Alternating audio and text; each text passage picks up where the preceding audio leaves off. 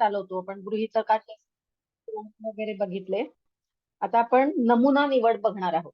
नमुना निवड त्याला सॅम्पलिंग असं सुद्धा म्हणतात.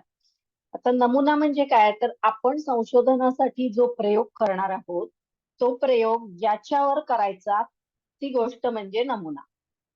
म्हणजे समजा आपण माणसांवर प्रयोग करणार असू तर ती माणसं म्हणजे नमुना आहेत, किंवा वनस्पतींवर प्रयोग करणार असू किंवा प्राण्यांवर प्रयोग करणार असू, तर ज्याच्यावर प्रयोग करायचे ती गोष्ट म्हणजे नमुना. तर याची व्याख्या अशी सांगितली जाते की विश्व किंवा समग्र यातील फक्त काही प्रातिनिधिक एककाची निवड करणं म्हणजे नमुना निवड होय.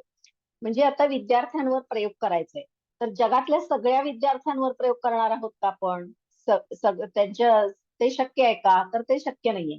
किंवा एका ठराविक शहरातल्या मुलांवर प्रयोग करायचा म्हटलं तरी एका शहरामध्ये लाखो मुलं आहेत, तर त्या सगळ्यांवर प्रयोग करण्यास शक्य नाहीये. म्हणून त्यातल्या काही प्रातिनिधिक मुलांची आपण निवड करणार. म्हणजे एक ठराविक शाळा, ठराविक वयोगट त्यातला, किंवा एक ठराविक वर्ग की जो त्या वयाच्या सगळ्या मुलांचं प्रतिनिधित्व करेल असं काही एक ठराविक मुलांची आपण निवड करणार. म्हणजेच विश्व किंवा समग्रातल्या फक्त काही प्रातिनिधिक एककाची आपण निवड करतो आणि त्यालाच नमुना निवड असं म्हटलं जातं. आता याच्या सुद्धा नमुना निवडीच्या व्याख्या सुद्धा बऱ्याच शास्त्रज्ञांनी वेगवेगळ्या सांगितलेल्या आहेत. आता गुड आणि हॅट काय म्हणतात, तर नमुना हा त्यातील नावाप्रमाणेच एक विस्तृत समूहाचा लघु प्रतिनिधी असतो. म्हणजे विद्यार्थी म्हणलं तर विद्यार्थी हे अनेक आहेत, असंख्य आहेत. तर त्यातला एक त्यांचं प्रतिनिधित्व करणारा एक समूह, लघु समूह किंवा लघु प्रतिनिधी म्हणजे नमुना, असं गुड आणि हॅट म्हणतात. नंतर श्रीमती पॉलिन यंग यांनी काय म्हटलेलं आहे की एक सांख्यिकीय नमुना त्या संपूर्ण समूह किंवा समग्राचं एक लघुचित्र असतं. म्हणजे जे जे काही असंख्य नमुने आहेत त्यातनं काही ठराविक आपण समूह निवडतो. म्हणजे समग्राचं एक ते छोटस चित्र आहे आणि त्यामधून नमुना घेतला जातो. नंतर बोगार्ट्स असं म्हणतात की एका पूर्वनिर्धारित योजनेनुसार एककांच्या एका समूहामधून एक निश्चित प्रतिशत निवडणं म्हणजे नमुना निवड होय. म्हणजे पूर्वनिर्धारित म्हणजे विषयाची निवड केल्यानंतर आपण त्याच वेळी ठरवलेलं आहे की आपण कुणावर प्रयोग करायचा आहे, तर त्या ज्याच्यावर प्रयोग करायचा आहे तर तो नमुना असतो. तर तो नमुने असंख्य आहेत. मग त्या सगळ्याचं प्रतिनिधित्व करणारे काही ठराविक नमुने आपण निवडतो, त्यालाच म्हणतात नमुन्याची निवड. म्हणून एका पूर्व निर्धारित योजनेनुसार एककांच्या एका समूहामधून एक निश्चित प्रतिशत निवडणं म्हणजेच नमुना निवड होय. तर अशा तीन व्याख्या तीन वेगवेगळ्या शास्त्रज्ञांनी सांगितलेल्या आहेत. आता नमुना कसा असला पाहिजे, आदर्श नमुन्याची वैशिष्ट्य काय?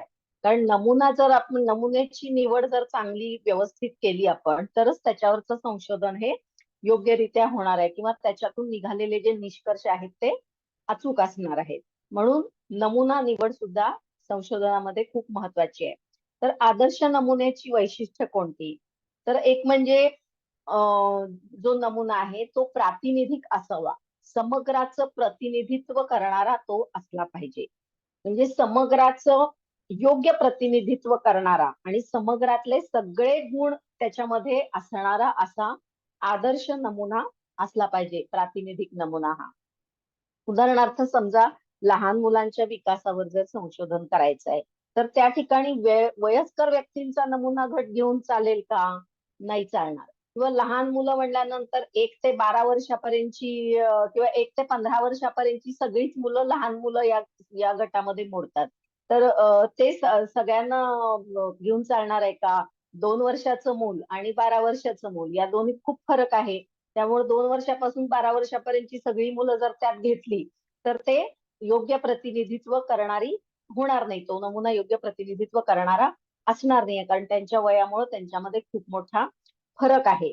म्हणून मग तो वयोगट एक ठराविक घ्यावा लागतो की ज्याच्यामध्ये सगळे गुण त्या म्हणजे त्या समग्राचे सगळे गुण असले पाहिजेत.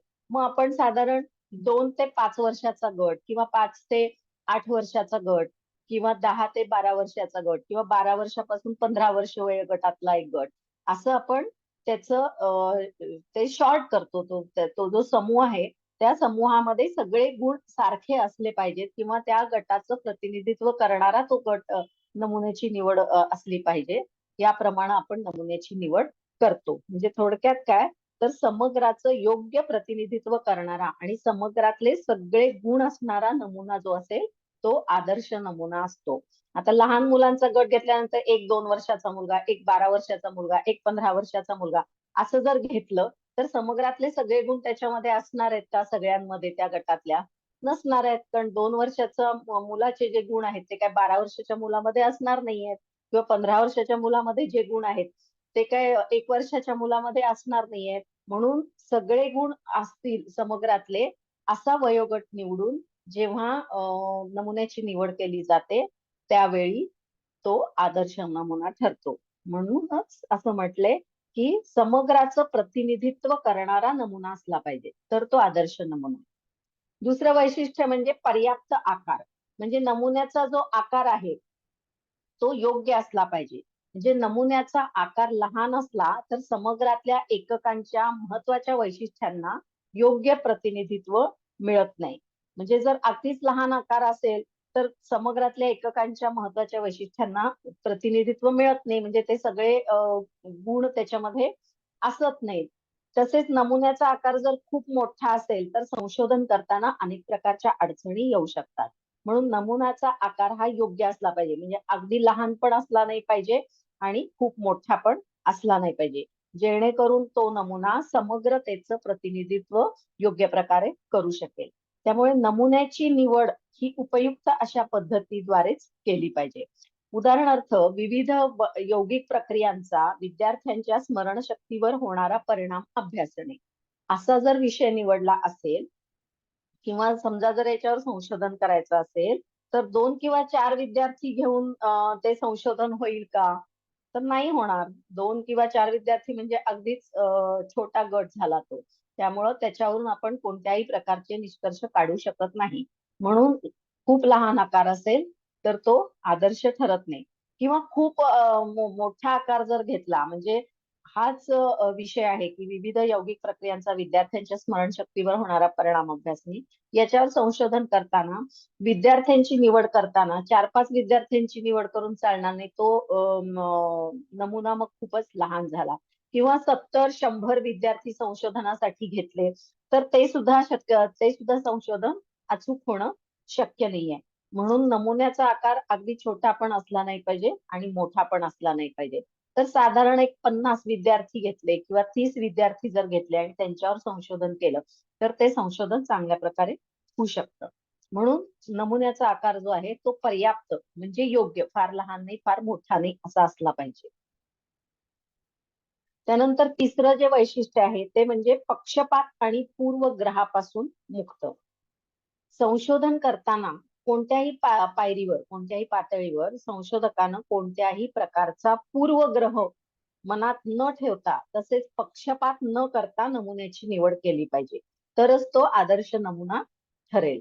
उदाहरणार्थ समजा आदिवासी भागातल्या संस्कृतीबद्दल जर संशोधन करायचं असेल तर आधीच पूर्वग्रह विचारात घेऊन संशोधन करू नये. बऱ्याचदा आदिवासींबद्दल बऱ्याच गोष्टी आपल्या कानावर येतात. जसं ते लोक खूप भांडाभांडी करतात, मोठ्या मोठ्यानं बोलतात, शिव्या देतात किंवा किरकोळ किरकोळ गोष्टींमुळे लगेच हाणामारीवर येतात किंवा मारामारी करतात. ते खूप अस्वच्छ राहतात. असं काही जर मनात पूर्वग्रह असेल तर तो तो पूर्वग्रह मनात ठेवून जर तुम्ही संस्कृतीवर संशोधन करायला गेलात तर ते संशोधन व्यवस्थित होणार नाही. म्हणून कोणत्याही प्रकारचा पूर्वग्रह मनात न ठेवता संशोधन हे केलं पाहिजे. त्यानंतर चौथं जे वैशिष्ट्य आहे ते म्हणजे संशोधन उद्दिष्टांशी अनुकूल. म्हणजे नमुना जो आपण निवडतोय तो नमुना संशोधनाची जी आपली उद्दिष्ट आहे किंवा उद्देश आहे त्याच्याशी तो अनुकूल असला पाहिजे. म्हणजे अनुकूलतेच्या आधारावर नमुन्याच्या विश्वसनीयतेचं मोजमाप करणं शक्य होतं.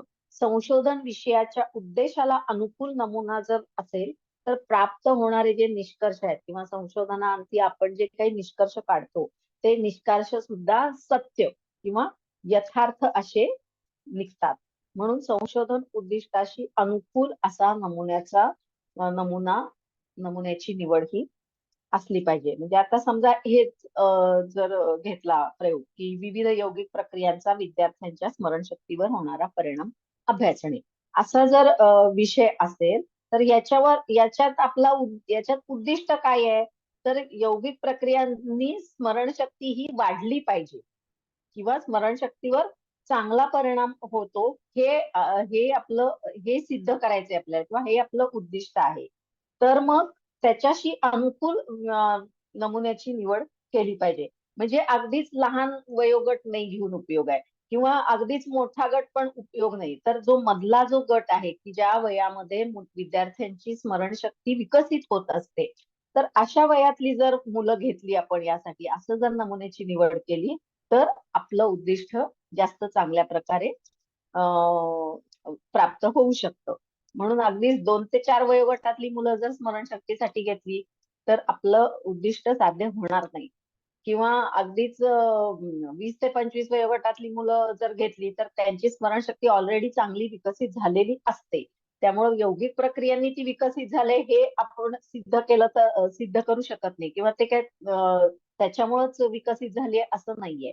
तर विकसित होण्याचा जो काळ असतो म्हणजे साधारण 5 ते 10 या वयोगटातली जी मुलं आहेत, या मुलांची जर निवड केली आपण तर तो येणारा जो निष्कर्ष आहे तो यथार्थ येईल. म्हणून नमुन्याची निवड ही संशोधन उद्दिष्टांशी अनुकूल असली पाहिजे. त्याच्यानंतर सामान्य ज्ञान आणि तर्क. सामान्य ज्ञान आणि तर्क याच्यावर आधारित नमुन्याची निवड असली पाहिजे. जे नमुन्याची निवड जी आहे ती योग्य पद्धतीद्वारेच केली पाहिजे. संशोधकानं आपल्या सामान्य ज्ञानाचा उपयोग करून समग्राच्या प्रमुख वैशिष्ट्यांच्या संबंधात माहिती मिळावी आणि त्या आधारावर नमुन्याची योग्य निवड करावी. ही झाली आदर्श नमुन्याची उद्दिष्ट. त्यानंतर नमुना निवड योग्य पद्धतीद्वारे केली पाहिजे असं जर म्हटलं तर ते पद्धती कोणत्या आहेत, नमुना निवड पद्धतीचे प्रकार कोणते, तर 2 प्रकार पडतात नमुना निवडीचे. एक म्हणजे संभाव्यता नमुना निवड पद्धत आणि दुसरी म्हणजे गैरसंभाव्यता नमुना निवड पद्धत. आता संभाव्यता नमुना निवड पद्धत म्हणजे प्रोबॅबिलिटी सॅम्पलिंग असं त्याला म्हणतात. संभाव्यता नमुना निवड पद्धत प्रोबॅबिलिटी सॅम्पलिंग. समग्रातील सर्व एककांच्या निवडीची संभाव्यता ही समान असते. अशा नमुना पद्धतीला संभाव्यता निवड पद्धती असे म्हणतात. म्हणजे समग्रातील प्रत्येकाला नमुना म्हणून निवड होण्याची संधी असते. त्यामुळे या पद्धतीमध्ये पक्षपात होण्याची शक्यता खूप कमी असते. आता याचं एक उदाहरण द्यायचं झालं तर क्रिकेटची मॅच. आता क्रिकेटची जी मॅच असते त्यावेळी पहिल्यांदा बॅटिंग कोणाला द्यायची याच्यासाठी आपण काय करतो, छापाकाटा करतो. एक कॉइन घेतो, ते वरती उडवतो आणि खाली पडल्यानंतर वरती छापा येतोय का काटा येतोय हे आपण बघतो. आणि मग छापा आला तर कोणाला बॅटिंग द्यायची, काटा आला तर कोणाला बॅटिंग द्यायची हे आपण आधी ठरवलेलं असतं. तर छापा आणि काटा ज्यावेळी आपण करतो त्यावेळी दोन्ही टीम प्रमुखाला प्रथम बॅटिंग करण्याची 50-50% शक्यता असते. म्हणजेच दोघांनाही सारखीच शक्यता असते ना बॅटिंग मिळण्याची. म्हणून टीम प्रमुख म्हणजेच जो समग्र टीमचं नेतृत्व करतो तो टीम प्रमुख जो असतो त्याला दोन्ही बाजूच्या टीम प्रमुखाला 50-50% शक्यता असते. म्हणजे सारखीच शक्यता असते. म्हणून समग्रातील सर्व एककांच्या निवडीची संभाव्यता ही समान जेव्हा असते त्यावेळी त्याला संभाव्यता नमुना निवड पद्धत असं म्हटलं जातं. आता दुसरी जी निवड पद्धत आहे ती म्हणजे गैरसंभाव्यता नमुना निवड पद्धत, नॉन प्रोबॅबिलिटी सॅम्पलिंग. आता ही जी गैरसंभाव्यता नमुना निवड पद्धत आहे या पद्धतीमध्ये समग्रातील सर्व एककांची नमुन्यामध्ये निवड होण्याची शक्यता नसते. तेव्हा त्या पद्धतीला गैरसंभाव्यता नमुना निवड पद्धत असे म्हणतात. या पद्धतीत संशोधक आपल्या इच्छेनुसार नमुना निवडत असतो. त्याच्यावर कोणाचेही नियंत्रण असत नाही. आता ही जी पद्धत आहे ही एक सहेतुक निवड पद्धत आहे. इथं प्रत्येक नमुन्याला निवडण्याची संभाव्यता नसते. म्हणजे उदाहरणार्थ टीम प्रमुख जो आहे तो टीम मध्ये कोणाला घ्यायचं कोणाला नाही घ्यायचं हे तो ठरवतो आणि क्रिकेटची टीम बनवतो. आता क्रिकेटची टीम ज्यावेळी बनवतात त्यावेळी समजा एक 50 एक खेळाडू समोर आलेले आहेत आणि त्यातून एक फक्त 15च खेळाडूंची निवड करायची आहे. त्यावेळी निवडण्याची जी प्रक्रिया आहे किंवा निवड होण्याची शक्यता ही त्या प्रत्येकाला सारखीच असत नाही. तर त्यातले जे चांगले खेळणारे आहेत त्यांचीच निवड टीम प्रमुख हा करत असतो. जसं छापाकाटा करताना दोन्ही टीम प्रमुखांची निवड होण्याची शक्यता सारखीच असते, 50-50% असते. पण तेच क्रिकेटची टीम तयार करताना प्रत्येक खेळाडू निवडला जाईल याची काही सारखी शक्यता असत नाही. म्हणून त्याला गैरसंभाव्यता नमुना निवड म्हणतात. लक्षात आलं का? नमुना निवड पद्धती लक्षात आली का? का काही शंका आहे? लक्षात आलं मॅम. हा, तर आता आपण पुढे जाऊया. तर हे नमुना निवड कशासाठी करायची, नमुना निवडीचे फायदे काय आहेत किंवा नमुना निवडीचे महत्व काय आहे ते आपण बघूया. Importance of sampling. नमुना निवडीचे फायदे बघू. तर संशोधनाचं जे समग्र आहे ते खूपच मोठं असतं आणि त्या सर्वांचं परीक्षण करणं अवघड असतं. संशोधनाचं समग्र म्हणजे विद्यार्थ्यांवर प्रयोग करायचा म्हणलं तर जगात असंख्य विद्यार्थी आहेत. म्हणजेच हे समग्र खूप मोठं आहे आणि त्या सर्वांचं परीक्षण करणं केवळ अशक्य आहे. म्हणून त्या समग्राचं प्रतिनिधित्व करणारा एक छोटा गट आपण संशोधनासाठी घेतो आणि मग त्यालाच त्या एककाचं परीक्षण करणं हे आपल्याला शक्य होतं. उदाहरणार्थ यौगिक प्रक्रियाद्वारे बारामतीमधील विद्यार्थ्यांच्या व्यक्तिमत्वावर होणारा परिणाम अभ्यासणी. आता या ठिकाणी बारामतीमध्ये अनेक शाळा आहेत, प्रत्येक शाळेमध्ये अनेक विद्यार्थी आहेत. तर ह्या सगळ्यांचा अभ्यास करणं किंवा या सगळ्यांवर प्रयोग करणं शक्य आहे का? तर नाही. म्हणून मग त्याचं प्रतिनिधित्व करणाऱ्या एककाची निवड करायची. म्हणजे काय करायचं, तर त्या अनेक शाळांपैकी कुठली तरी एकच शाळा निवडायची. एका शाळेत सुद्धा अनेक वेगवेगळ्या वयोगटातले अनेक विद्यार्थी आहेत. म्हणून मग काय करायचं, त्यात पण त्यातल्या कुठल्या तरी 2च तुकड्या निवडायच्या. कारण एका तुकडीमध्ये जी मुलं असतात ती सगळी समवयस्क असतात, एकाच वयाची असतात. म्हणून मग त्यातल्या कुठल्या तरी 2च तुकड्या निवडायच्या आणि त्यांच्यावर आपण संशोधन कार्य व्यवस्थितपणे आपण पार पाडू शकतो किंवा त्यांच्यावर आपल्याला प्रयोग करणं आणि निष्कर्ष प्राप्त करणं शक्य आहे. म्हणून त्यातला एक ठराविक एकच वर्ग किंवा 2 तुकड्यांची आपण निवड करतो. त्यामुळे आपण संशोधन चांगल्या प्रकारे करू शकतो. नंतर दुसरा एक फायदा नमुना निवडीचा म्हणजे वेळ, श्रम आणि पैसा या तिन्हींची बचत होते. आता नमुना निवड पद्धतीचा अवलंब केल्यामुळं संपूर्ण समग्राचे अध्ययन करण्याची आवश्यकता नसते. त्यामुळं संपूर्ण समग्राचा जर अभ्यास करायचा झाला तर त्यासाठी वेळ पण खूप लागेल, श्रम पण भयंकर घ्यावे लागतील, पैसा पण खूप लागेल. पण आपण त्या सगळ्याचं प्रतिनिधित्व करणारा एक छोटा गट निवडतो.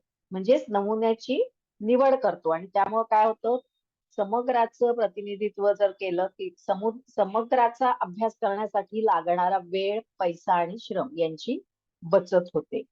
त्यानंतर अधिक सखोल अध्ययनाची शक्यता वाढते नमुना निवडीमुळे. कशी, तर प्रातिनिधिक एककांची जी संख्या आहे ती मर्यादित आहे आणि त्यामुळं अधिक सखोल अध्ययन हे केलं जातं. आणि कारण या पद्धतीमध्ये काय होतं, अध्ययन क्षेत्र हे मर्यादित होतं. कारण जे समग्राचं प्रतिनिधित्व करणारा एक छोटा गट आपण घेतलेला असतो आणि तो छोटा गट असल्यामुळं अध्ययन क्षेत्र हे आपोआपच मर्यादित होतं आणि अध्ययन क्षेत्र मर्यादित झाल्यामुळं सखोल अध्ययन हे आपण करू शकतो. नंतर विश्वसनीय निष्कर्ष निघतात. म्हणजे नमुना निवडीमुळे काय होतं की निष्कर्ष जे निघतात ते विश्वसनीय असतात, यथार्थ असतात. नमुना निवड पद्धतीत एककांची संख्या ही मर्यादित असते आणि त्याच्यामुळे त्यांच्याकडून मिळालेल्या उत्तरांची अचूकता संशोधक योग्यरित्या तपासू शकतो आणि त्याद्वारे मिळालेली जी तथ्य आहेत ती विश्वसनीय असतात आणि त्याच्या आधारावर काढलेले निष्कर्ष हे सुद्धा मग त्यामुळं विश्वसनीय ठरतात. म्हणून नमुना निवड करायची असते. त्यामुळे काय काय होतं, तर एकतर वेळ, श्रम आणि पैसा यांची बचत होते, अधिक सखोल अध्ययन करता येतं आणि निष्कर्ष सुद्धा विश्वसनीय आपण असे मिळवू शकतो. त्यानंतर अजून त्याचे दोन फायदे म्हणजे अनुभवजन्य तथ्य आणि सुलभ प्रशासन. अनुभवजन्य तथ्य म्हणजे नमुना निवड पद्धतीमध्ये एककांची संख्या मर्यादित असते, त्यामुळे संशोधकाला अनुभवजन्य तथ्य संपादित करणं शक्य होतं. म्हणजे आपण प्रयोग जे करणार आहोत ते अगदी व्यवस्थित प्रयोग करू शकतो आणि व्यवस्थित प्रयोग केल्यामुळं आपण त्याचा अनुभव सुद्धा प्रत्येक एककाकडून किंवा प्रत्येक नमुन्यावर त्याचा व्यवस्थितपणे अभ्यास करणं शक्य होतं आणि अनुभवजन्य तथ्यही संपादित करता येतात. दुसरं म्हणजे सुलभ प्रशासन. सुलभ प्रशासन अशासाठी म्हटलेलं आहे की नमुना निवड पद्धतीत संपूर्ण एककाचं अध्ययन करण्याची आवश्यकता नसते. तर नमुन्यात निवडलेल्या एककांचं अध्ययन इथं केलं जातं. त्यामुळे नमुन्यातल्या मानवी समूहाचं परीक्षण करणं आणि प्रत्येकाशी संपर्क ठेवणं, प्रत्येकाकडं वैयक्तिक लक्ष देणं हे संशोधकाला सहजपणे शक्य होतं. तसंच एककांच्या सर्वेक्षण योजनेचं नियंत्रण करणं सुद्धा सोपं जातं. त्यामुळं काय होतं की संशोधकाला उत्तरदात्यांशी संपर्क साधणं आणि तथ्य संकलन करणं इत्यादी गोष्टी सुलभ जातात. म्हणजे तथ्य संकलन म्हणजे तथ्य म्हणजे काय तर डाटा कलेक्शन. तर ज्यावेळी आपण विद्यार्थ्यांच्या प्रश्नावली मार्फत म्हणजे आधी प्रश्न विचारून त्यांच्या व्यक्तिमत्वाचे परीक्षण केलं जातं. त्यानंतर 3 महिने आपण त्यांच्याकडनं योगाभ्यास करून घेतो आणि 3 महिन्यानंतर पुन्हा त्यांना तेच प्रश्न विचारून त्याची उत्तरं घेतली जातात. त्यालाच तथ्य संकलन असं म्हटलं जातं. तर हे तथ्य संकलन सुद्धा खूप सोपं जातं आणि अचूक करता येतं नमुना निवडीमुळे. हे झाले सगळे नमुना निवडीचे फायदे.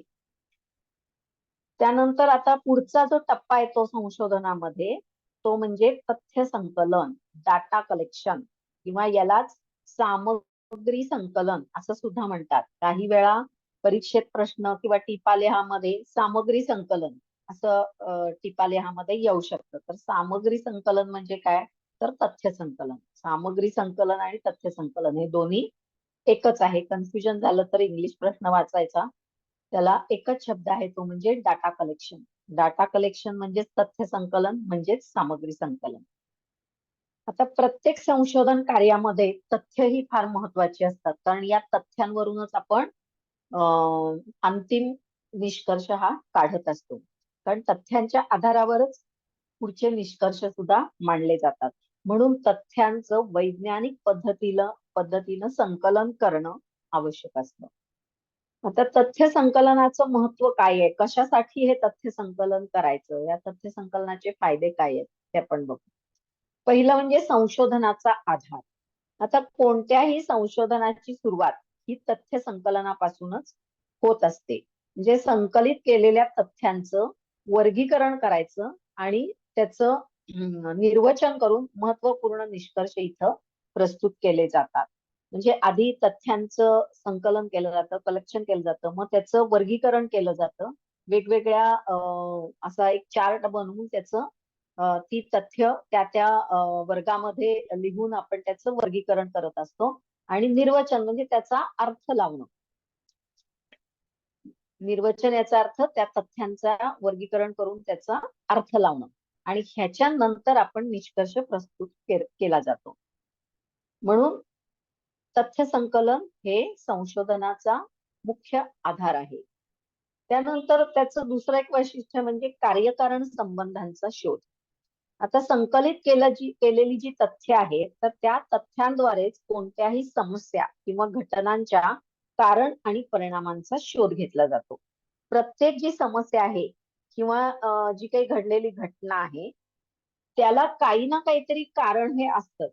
म्हणजे कारणाशिवाय कार्य घडत नाही. प्रत्येक गोष्टीला काहीच्या पाठीमागं काहीतरी कारण असतं. कुठलीही समस्या आली तर त्या समस्येचं काहीतरी कारण असतं म्हणून ती समस्या उद्भवलेली असते किंवा कुठलीही घटना अचानकपणे कारणाशिवाय होत नाही. त्याच्या पाठीमागे त्याच्या मुळाशी काही ना काहीतरी कारण असतं.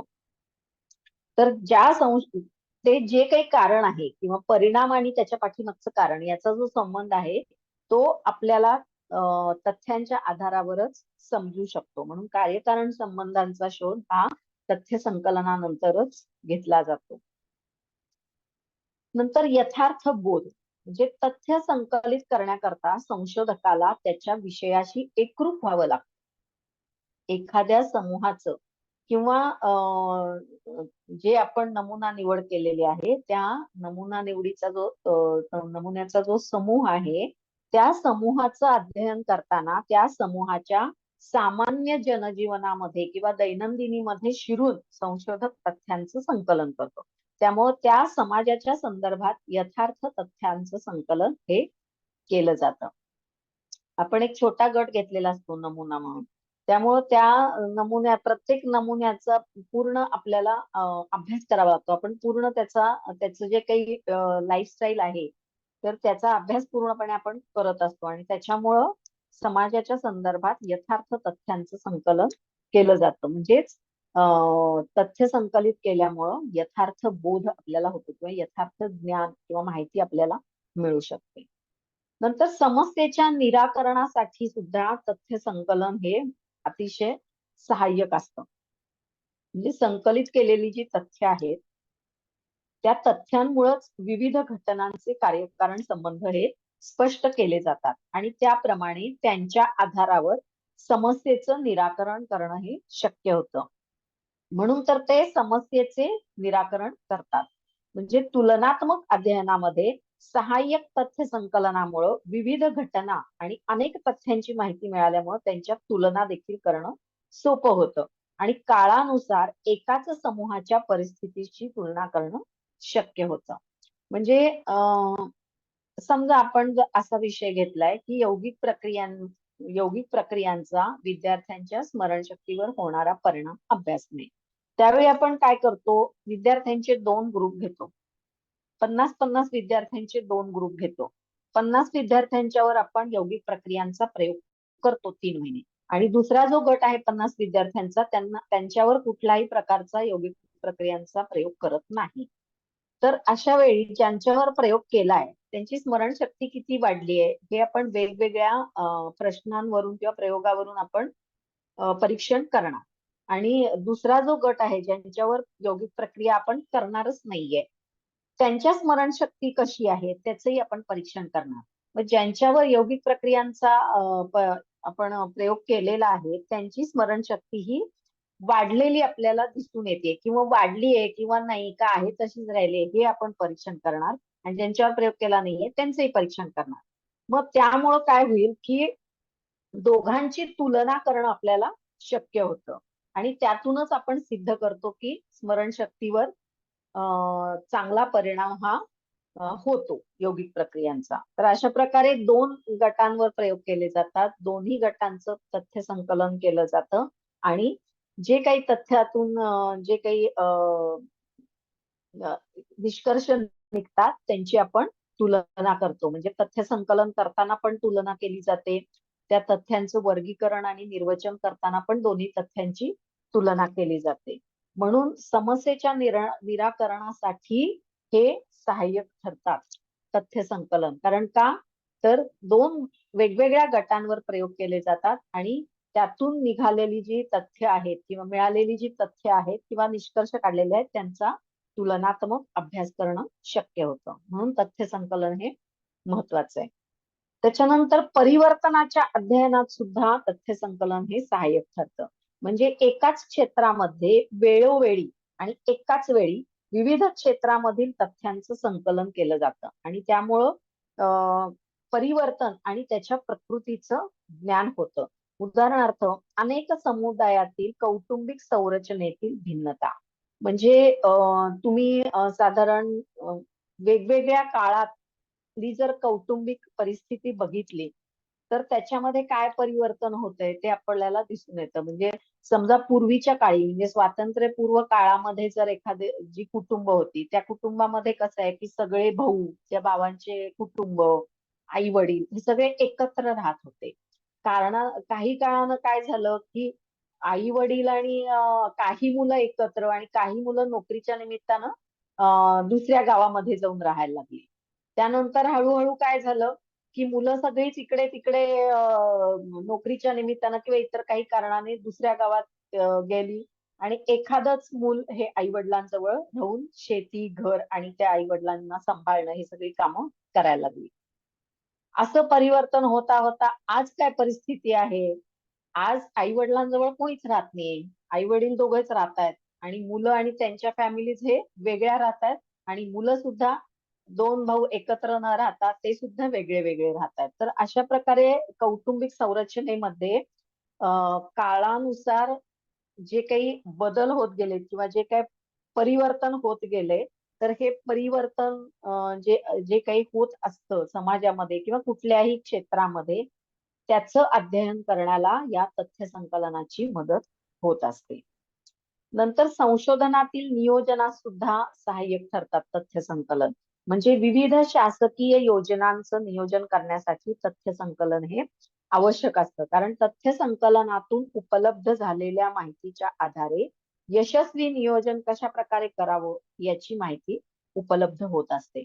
अशा प्रकारे कोणत्याही शासकीय योजनांचं किंवा कुठल्याही योजनांचं नियोजन करण्यासाठी तथ्य संकलन हे आवश्यक असतं. म्हणून कुठलीही योजना राबवण्यापूर्वी किंवा योजना राबवल्यानंतर सरकार काय करतं? सर्वे करतं. सर्वे केल्यानंतर आधी जे सर्वे करतात त्यावेळी जी योजना आपण राबवणार आहे ते योजनेचा फायदा किती जणांना होईल किंवा त्या योजनेची गरज किती जणांना आहे ह्याचं परीक्षण केलं जातं. आणि ती योजना राबवल्यानंतर पुन्हा जेव्हा सर्वे केला जातो त्यावेळी या योजनांचा लाभ किती लोकांनी घेतलेला आहे आणि किती लोक यापासून वंचित राहिलेले आहेत, ते का वंचित राहिलेले आहेत याचं परीक्षण हे केलं जात असतं. तर हे झालं तथ्य संकलनाचं महत्व. आता तथ्य संकलन जे आहे तर त्या सामग्री संकलनाच्या सुद्धा वेगवेगळ्या पद्धती आहेत. तर तथ्य संकलनाचे जे प्रकार आहेत ते दोन प्रकार आहेत. एक म्हणजे प्राथमिक तथ्य संकलन, दुसरं म्हणजे द्वितीयक तथ्य संकलन. आता प्राथमिक तथ्य संकलन जे आहे त्या प्राथमिक तथ्य संकलनाचे सुद्धा 4 प्रकार आहेत. ते म्हणजे निरीक्षण पद्धत, मुलाखत पद्धत, प्रश्नावली पद्धत आणि अनुसूची पद्धत असे प्राथमिक तथ्य संकलनाचे 4 प्रकार आहेत. आणि द्वितीयक तथ्य संकलन जे आहे त्या द्वितीयक तथ्य संकलनाचे 2 प्रकार आहेत. एक पहिला प्रकार म्हणजे वैयक्तिक प्रलेख आणि दुसरा म्हणजे सार्वजनिक प्रलेख. 2 मुख्य प्रकार आहेत, प्राथमिक तथ्य संकलन आणि द्वितीयक तथ्य संकलन. प्राथमिक तथ्य संकलनाचे 4 प्रकार आहेत, निरीक्षण पद्धत, मुलाखत पद्धत, प्रश्नावली पद्धत आणि अनुसूची पद्धत. आणि द्वितीयक तथ्य संकलनाचे 2 प्रकार आहेत, एक वैयक्तिक प्रलेख आणि दुसरा सार्वजनिक प्रलेख. आता आपण एक एक एक एक पद्धती आपण बघूया. आता प्राथमिक संकलनामध्ये पहिली पद्धत म्हणजे निरीक्षण पद्धत. आता निरीक्षण पद्धत जी आहे ना ही खूप महत्वाची पद्धत आहे आणि याच्यामध्ये काढलेले जे निष्कर्ष आहेत किंवा जे काही परीक्षण केलं जातं हे सुद्धा अगदी अचूक आणि यथार्थ असतं. तर सेल्टिज, जहोडा आणि कुक हे 3 जे शास्त्रज्ञ आहेत, सेल्टिज, जहोडा आणि कुक या 3 शास्त्रज्ञांच्या मते निरीक्षण ही आपल्या जीवनातील केवळ एक महत्वाची व्यापक प्रक्रियाच नाही तर ती वैज्ञानिक चौकशीचं एक प्राथमिक साधन आहे. निरीक्षण ही आपल्या जीवनातली एक महत्वाची व्यापक प्रक्रिया तर आहेच, याशिवाय वैज्ञानिक चौकशीचं ते एक प्राथमिक साधन आहे. आपण ज्यावेळी निरीक्षण करतो एखाद्या गोष्टीचं त्यावेळी वेगवेगळ्या दृष्टिकोनातून निरीक्षण केलं जातं एखाद्या घटनेकडे बघण्याचं. म्हणजे एखादा माणूस आध्यात्मिक दृष्ट्या त्या घटनेकडे बघेल किंवा एखादा माणूस वैज्ञानिक दृष्टिकोनातून बघेल. आता संशोधनामध्ये वैज्ञानिक दृष्टिकोन ठेवणं हे जास्त महत्वाचं आहे आणि हे म्हणून निरीक्षण हे वैज्ञानिक चौकशीचं एक महत्वाचं साधन आहे. आणि या ठिकाणी संशोधक स्वतः संशोधन क्षेत्राच्या ठिकाणी जातो आणि प्रत्येक गोष्टीचं जसं वर्तन, घटना, चालणं, बोलणं, वागणं या सगळ्याचं व्यवस्थितपणे निरीक्षण करतो. उदाहरणार्थ विशिष्ट समाज, विशिष्ट संस्कृती, त्या संस्कृतीतल्या चालीरीती यांचा जर अभ्यास करायचा असेल तर प्रत्यक्ष तिथं जाऊन प्रत्यक्ष निरीक्षण करणं आवश्यक आहे. त्याच्याशिवाय ते निरीक्षण योग्य प्रकारे होणार नाही किंवा त्याच्याशिवाय त्यावरचं संशोधन हे अचूक होणार नाही. म्हणून अचूक निष्कर्ष काढण्यासाठी, योग्य संशोधन होण्यासाठी निरीक्षण पद्धत ही खूप महत्वाची आहे. आता या निरीक्षण पद्धतीची वैशिष्ट्य कोणती कोणती आहे? तर पहिलं वैशिष्ट्य म्हणजे निरीक्षण पद्धतीमध्ये मानवी इंद्रियांचा पूर्ण उपयोग केला जातो. आता निरीक्षण करतो म्हणजे काय करतो? तर आपण प्रत्यक्ष डोळ्यांनी बघतो, कानांनी ऐकतो किंवा एखाद्या गोष्टीला स्पर्श सुद्धा करून तो अनुभव घेतला जातो. म्हणजेच मानवी इंद्रियांचा निरीक्षण पद्धतीमध्ये पूर्णपणे उपयोग केला जातो. जसं निरीक्षणामध्ये कान, वाणी आणि डोळ्याचा उपयोग केला जातो. या डोळ्याच्या उपयोगावर विशेष भर दिला जातो. कारण कुठलीही गोष्ट प्रत्यक्ष डोळ्यांनी जेव्हा आपण बघतो त्यावेळेस आपण पूर्णपणे 100% त्या गोष्टीवर विश्वास ठेवतो. त्यानंतर दुसरं वैशिष्ट्य असं आहे निरीक्षण पद्धतीचं, ते म्हणजे उद्देशपूर्ण आणि सूक्ष्म अध्ययन. म्हणजे सामान्यतः प्रत्येक व्यक्ती जी आहे ती नेहमीच काही ना काही बघत असते. म्हणजे आपण रोज हजारो घटना बघत असतो, हजारो वस्तू बघत असतो, हजारो प्रकारची माणसं बघत असतो. परंतु वैज्ञानिक दृष्टिकोनातून त्या बघण्याला निरीक्षण म्हणता येत नाही. इथं निरीक्षणाचा एक विशिष्ट उद्देश असतो आणि त्या उद्देशानुसार संशोधन करता सूक्ष्म आणि गहन निरीक्षण करत असतो. त्याला निरीक्षण संशोधनात्मक किंवा वैज्ञानिक निरीक्षण असं म्हटलं जातं. नंतर तिसरं जे वैशिष्ट्य आहे निरीक्षण पद्धतीचं ते म्हणजे प्रत्यक्ष अध्ययन करणं. म्हणजे निरीक्षण पद्धतीमध्ये संशोधन करता हा स्वतः संशोधन क्षेत्रामध्ये जातो आणि प्रत्यक्ष त्याचं आकलन करतो. म्हणून ही पद्धत अधिक विश्वसनीय आहे. म्हणजे समजा एखाद्या वनस्पतीवर जर संशोधन करायचं असेल तर नुसतं स्क्रीनवरती वनस्पती बघून किंवा त्याची माहिती घेऊन चालेल का? तर नाही. प्रत्यक्षात ती वनस्पती जिथं उगवते तिथं प्रत्यक्ष गेलं पाहिजे आणि त्या वनस्पतीचा अभ्यास केला पाहिजे किंवा त्या वनस्पतीचं निरीक्षण केलं पाहिजे. म्हणजे त्या वनस्पतीची आहे ते काय आहे, झुडूप आहे का मोठा वृक्ष आहे का एक प्रकारचं गवत आहे ते बघितलं पाहिजे. त्याची पानं कशी आहेत, कुठल्या रंगाची आहेत, त्याचा आकार कसा आहे, त्याची फुलं कशी आहेत, त्याचं मुळं कशी आहेत, खोड कसं आहे, फळं कशी आहेत, या सगळ्याच सूक्ष्म आणि गहन निरीक्षण संशोधन करता करत असतो. म्हणून निरीक्षण पद्धत ही उद्देशपूर्ण आणि सूक्ष्म अध्ययनात्मक असते किंवा प्रत्यक्ष अध्ययन यामध्ये करता येतं. नंतर चौथं वैशिष्ट्य म्हणजे व्यावहारिक आणि अनुभवाधिष्ठित अध्ययन. म्हणजे या पद्धतीमध्ये निरीक्षण हे कोणत्याही प्रकारच्या कल्पनांवर आधारित नसतं किंवा ऐकीव नसतं किंवा नुसतं चित्र बघितलेलं नसतं, तर प्रत्यक्ष तिथं जाऊन आपण त्याचं ते बघत असतो. म्हणून व्यावहारिक असतं ते आणि अनुभवाधिष्ठित असतं. इथं अनुभवाधिष्ठित अध्ययनाला विशिष्ट महत्व असते. अनुभव म्हणजे काय, तर आपण प्रत्यक्ष आपल्या इंद्रियांद्वारे त्या घटनेचा किंवा त्या वस्तूचा आपण अनुभव घेत असतो. म्हणजे समजा वनस्पतीचं जर संशोधन करायचंय तर आपण प्रत्यक्ष डोळ्यांनी ते बघतो. त्याचा रंग, त्याचा आकार हे प्रत्यक्ष बघतो. डोळ्यांनी त्याच्या रूपाचा अनुभव घेतो. त्यानंतर त्या वनस्पतीचा स्पर्श कसा आहे, म्हणजे काही जी पानं असतात ती खूप मऊ असतात, काही वनस्पतींची पानं जी असतात ती खरखरीत असतात, काही वनस्पतींची पानं ही गुळगुळीत असतात, तर काहीवर असं बारीक तूस असतं. तर स्पर्श करून आपण त्याचा प्रत्यक्ष अनुभव घेत असतो. म्हणून निरीक्षण पद्धत ही व्यावहारिक आणि अनुभवाधिष्ठित अध्ययन पद्धती आहे. आता हे झाली निरीक्षण पद्धत. आता दुसरी प्राथमिक संकलनाची पद्धत आहे ती म्हणजे मुलाखत पद्धत.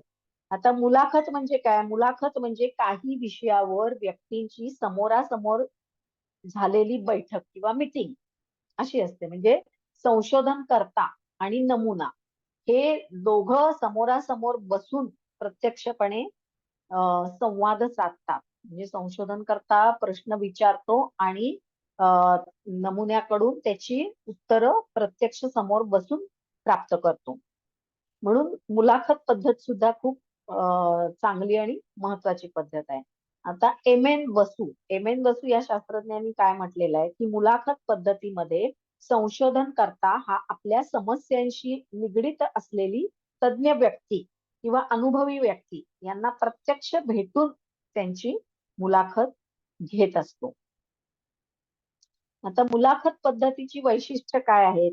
तर दोन किंवा अधिक व्यक्ती मुलाखत पद्धतीत दोन किंवा अधिक व्यक्तींचा संवाद हा होत असतो. यामध्ये दोन किंवा अधिक व्यक्तींशी संशोधनकर्त्याचा एकाच वेळी प्रत्यक्ष संवाद होत असतो. त्याच्यानंतर समोरासमोरचा संबंध असतो. या पद्धतीत मुलाखतकार आणि मुलाखतदाता यांचा प्रत्यक्ष समोरासमोर संबंध प्रस्थापित होत असतो. त्यानंतर तिसरं वैशिष्ट्य म्हणजे इथं प्रत्येक मुलाखतीचा एक विशिष्ट उद्देश असतो आणि त्या उद्देशांच्या पूर्तीकरता दोन किंवा त्यापेक्षा अधिक व्यक्तींचा प्रत्यक्ष संबंध येत असतो. नंतर चौथं वैशिष्ट्य म्हणजे तथ्य संकलन. आता मुलाखत पद्धतीद्वारे जेव्हा तथ्य संकलन करतो त्यावेळी इथं विशिष्ट विषयाच्या संबंधात हे तथ्य संकलन केलं जातं. ज्यावेळी मुलाखत घेतली जाते किंवा समोरासमोर बसून ज्यावेळी प्रश्नोत्तराचा संवाद होतो त्यावेळी काहीही प्रश्न कोणी विचारेल का? आज तुम्ही कधी उठलात? चहा घेतला का नाही? जेवण झालं का नाही? असे प्रश्न आपण विचारत नाही. तर आपलं जे संशोधनाचा विषय आहे तर त्या विषयाच्या संबंधातच आपण प्रश्न विचारतो आणि त्यांची उत्तरं मिळवतो. म्हणून विशिष्ट विषयाच्या संबंधात इथं तथ्य संकलन केलं जातं. तर निरीक्षण पद्धत झाली, मुलाखत पद्धत झाली. आता तिसरी जी पद्धत आहे प्राथमिक तथ्य संकलनातली ती म्हणजे प्रश्नावली पद्धत. आणि प्रश्नावली पद्धत ही सगळ्यात जास्त प्रमाणात वापरली जाते. प्रश्नावली पद्धत म्हणजे काय? तर विशिष्ट विषयाच्या संदर्भात व्यक्तींकडून माहिती मिळवण्यासाठी तयार केलेली प्रश्नांची एक क्रमबद्ध सूची म्हणजे प्रश्नावली होय. म्हणजे समजा स्मरणशक्तीवर जर आपण प्रयोग करायचे, विविध यौगिक प्रक्रियांचा विद्यार्थ्यांच्या स्मरणशक्तीवर होणारा परिणाम अभ्यासणे असा जर आपला विषय असेल तर स्मरणशक्तीचं मोजमाप कसं करणार आपण? म्हणजे आधी स्मरणशक्ती किती होती, कशी होती आणि यौगिक प्रक्रिया करून घेतल्यानंतर ती स्मरणशक्ती किती शार्प झालेली आहे किंवा किती वाढलेली आहे किंवा त्याच्यामध्ये काय विकास झालेला आहे याचं काही कुठल्या मशीनद्वारे आपण मोजमाप करू शकत नाही. मग आपण ते कसं ओळखायचं की स्मरणशक्ती वाढली आहे किंवा कमी झाली आहे किंवा त्याच्यावर काहीच परिणाम झाला नाही हे ओळखायचं कसं? तथ्य संकलन कसं करायचं? तर त्यासाठी म्हणून काय केलं जातं, एका विशिष्ट प्रश्नांची एक क्रमबद्ध सूची तयार केली जाते. एक प्रश्नांची एक लिस्ट बनवली जाते आणि मग ते प्रश्न प्रयोगाच्या आधी विचारले जातात, त्याची उत्तरं घेतली जातात आणि प्रयोगानंतर पुन्हा तीच प्रश्नावली भरून घेतली जाते आणि त्याची काय उत्तरं येतात ते बघितलं जातं आणि ते आधीच्या प्रश्नांची उत्तरं आणि नंतर आलेली उत्तरं ही तथ्य आहेत आपली. तर त्यांचा तुलनात्मक अभ्यास केला जातो आणि मग त्यावरून मग ती स्मरणशक्ती वाढलीये का कमी झालीये, किती विद्यार्थ्यांच्यात वाढलीये, किती विद्यार्थ्यांच्यात काहीच परिणाम झालेला नाहीये, हे सगळं आपण शोधून काढतो. म्हणून प्रश्नावली पद्धत सुद्धा जिथं काही मोजमाप करता येते मशीनद्वारे तिथं प्रश्नावली पद्धत ही वापरली जाते. आता बोगाट या शास्त्रज्ञांनी काय म्हणलंय की प्रश्नावली विविध व्यक्तींना उत्तर देण्याकरता तयार करण्यात आलेली एक मालिका असते. आणि गुड आणि हॅट म्हणतात की सामान्य रूपात प्रश्नावली म्हणजे प्रश्नांची उत्तरं प्राप्त करून घेण्याची पद्धत असून तिच्यात प्रश्नपत्रिकेचा उपयोग केला जातो आणि त्याची जी उत्तरं आहेत ती नमुना किंवा उत्तरदाता जो आहे तो स्वतः भरतो. म्हणजे ती जी प्रश्नावली आहे त्याची उत्तरं ही संशोधनकर्त्यानं भरायची नाहीयेत किंवा दुसऱ्या कोणीही भरायची नाहीयेत. तर ज्याच्यावर संशोधन करायचं आहे त्या व्यक्तीने स्वतः प्रश्नावली वाचायची आहे, प्रश्न समजून घ्यायचा आहे आणि त्यानुसार जे काही योग्य उत्तर असेल किंवा बरोबर उत्तर असेल ती उत्तरं त्याच्यामध्ये लिहायची आहेत. तर प्रश्नावली पद्धतीची जी वैशिष्ट्य आहेत ती म्हणजे प्रश्नावलीमध्ये असलेल्या प्रश्नांची उत्तरं दाता स्वतः भरतो. दुसऱ्यांनी ती उत्तरं भरायची नसतात. त्यानंतर प्रश्न जर विचारायचा असेल तर समोरासमोर बसून संशोधक आणि नमुना समोरासमोर बसून सुद्धा प्रश्नोत्तर घेऊ शकतात. म्हणजे संशोधक प्रश्न विचारतो आणि जो नमुना आहे तो त्याची उत्तरं देतो. मग तो उत्तरं स्वतः लिहील किंवा संशोधकाला सांगेल की माझं हे उत्तर आहे आणि त्याप्रमाणे संशोधक त्या प्रश्नाचं उत्तर लिहू शकतो. ही एक सर्वमान्य पद्धत झाली. दुसरी एक प्रश्नावलीची पद्धत अशी आहे की समजा संशोधनामध्ये भाग घेतलेल्या व्यक्ती ज्या आहेत त्या दुसऱ्या गावात असतील किंवा लांब असतील संशोधकापासून, तर संशोधक ती प्रश्नावली पोस्टद्वारा किंवा कुरिअरद्वारा संशोधन उत्तरदात्याला प्रश्नावली पाठवू शकतो आणि मग त्याची उत्तरं लिहून पुन्हा पोस्टानं किंवा कुरिअरनं ती प्रश्नावली उत्तरं लिहून संशोधकाला परत पाठवली जाते. याला थोडा वेळ जातो, अर्थात पूर्वी वेळ जात होता, आता तेवढा वेळ जात नाही, कारण आता आपल्याला प्रश्नावली कुरिअरनं किंवा पोस्टाद्वारे पाठवण्याची गरज नाहीये, तर आपण ती ऑनलाईन सुद्धा पाठवू शकतो. ऑनलाईन एका मिनिटात काही आपण पाठवू शकतो आणि मग उत्तरं पण ऑनलाईन पाठवली जातात.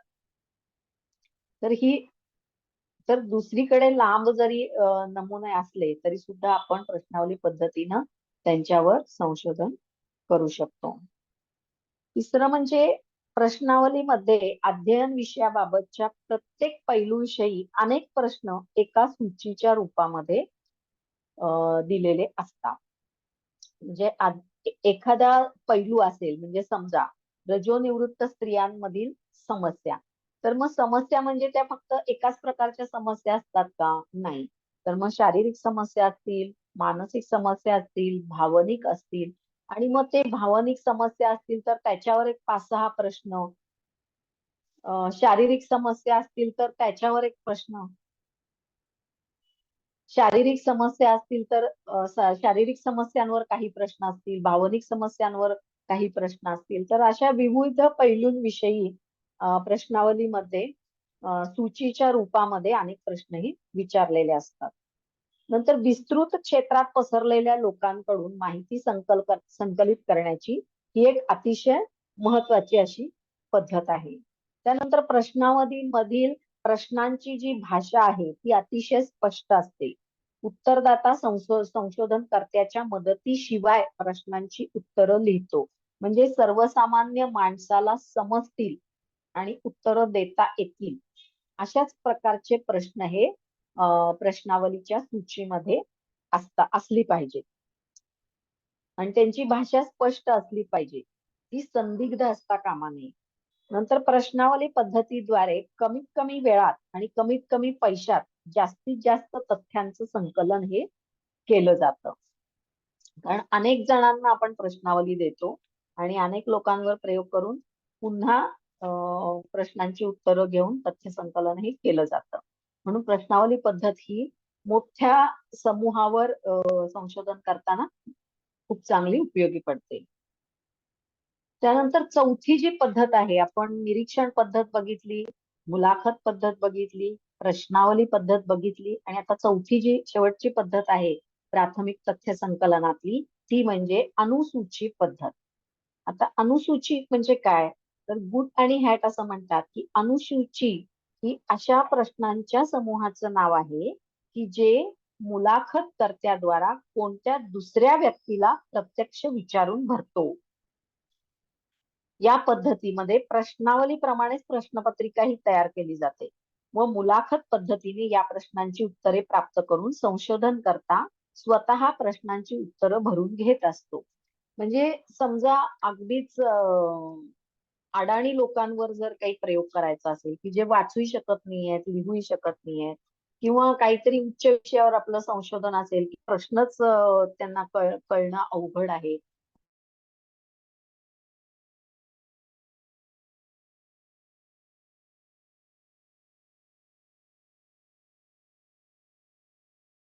विचारतो, प्रश्न समजून सांगतो आणि त्याच्यावरून मग प्रश्नांची उत्तरं तो मिळवतो आणि स्वतः प्रश्नांची उत्तरं लिहितो.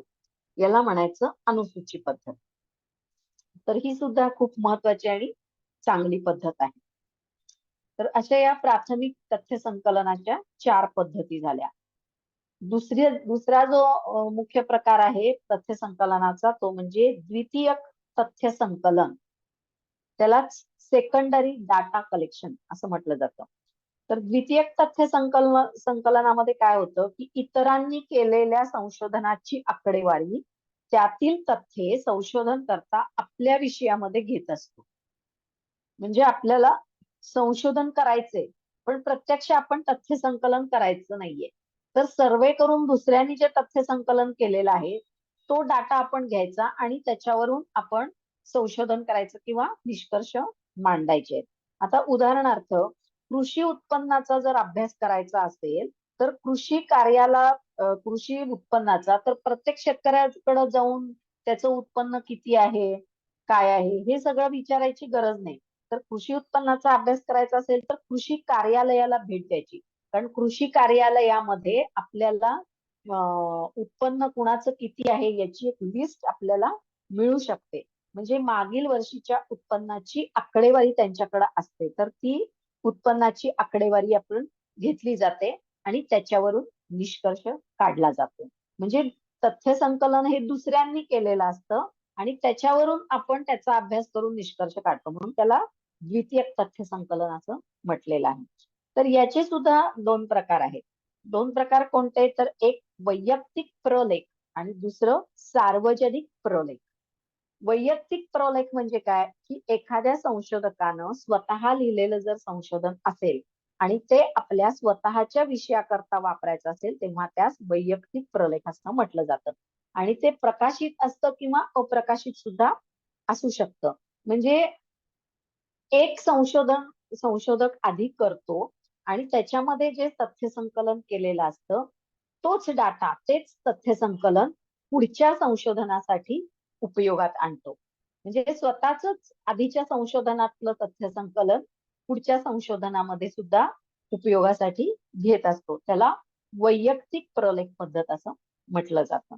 आणि दुसरी पद्धत कोणती आहे तर सार्वजनिक प्रलेख. सार्वजनिक प्रलेख म्हणजे या ठिकाणी सार्वजनिक प्रलेखांचा उपयोग केला जातो. असे प्रलेख अनेकांनी मिळून तयार केलेले असतात. म्हणजे एखादं तथ्य संकलन जे आहे ते सार्वजनिक असतं. म्हणजे कुणी एकटा संशोधन करता ते तथ्य संकलन करत नाही. तर त्या तथ्य संकलनामध्ये अनेक लोकांचा सहभाग असतो. उदाहरणार्थ विद्यापीठाचा निकाल. आता विद्यापीठाच्या निकालावर जर काही निष्कर्ष काढायचा असेल त्याच्यावर जर संशोधन करायचं असेल तर विद्यापीठामध्ये लाखो विद्यार्थी शिकत असतात. तर त्या सगळ्यांचा निकाल गोळा करणं कुण्या एका संशोधकाला शक्य आहे का? नाही. तर विद्यापीठाचा निकाल लावण्यासाठी अनेक प्रशिक्षकांचा परीक्षकांचा त्याच्यामध्ये सहभाग असतो आणि मग तो सगळे मिळून त्यांनी तो विद्यापीठाचा निकाल लावलेला असतो. आणि मग तो डाटा जो आहे किंवा ते जे तथ्य संकलन आहे ते परीक्षणासाठी किंवा निष्कर्ष काढण्यासाठी उपयोगात आणलं जातं. याला म्हणायचं सार्वजनिक प्रलेख. लक्षात आलंय तथ्य संकलनाच्या पद्धती.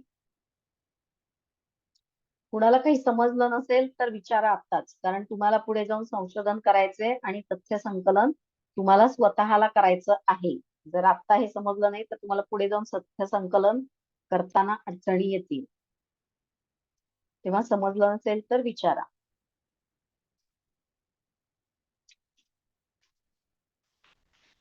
ठीक आहे का पुढे जायचं?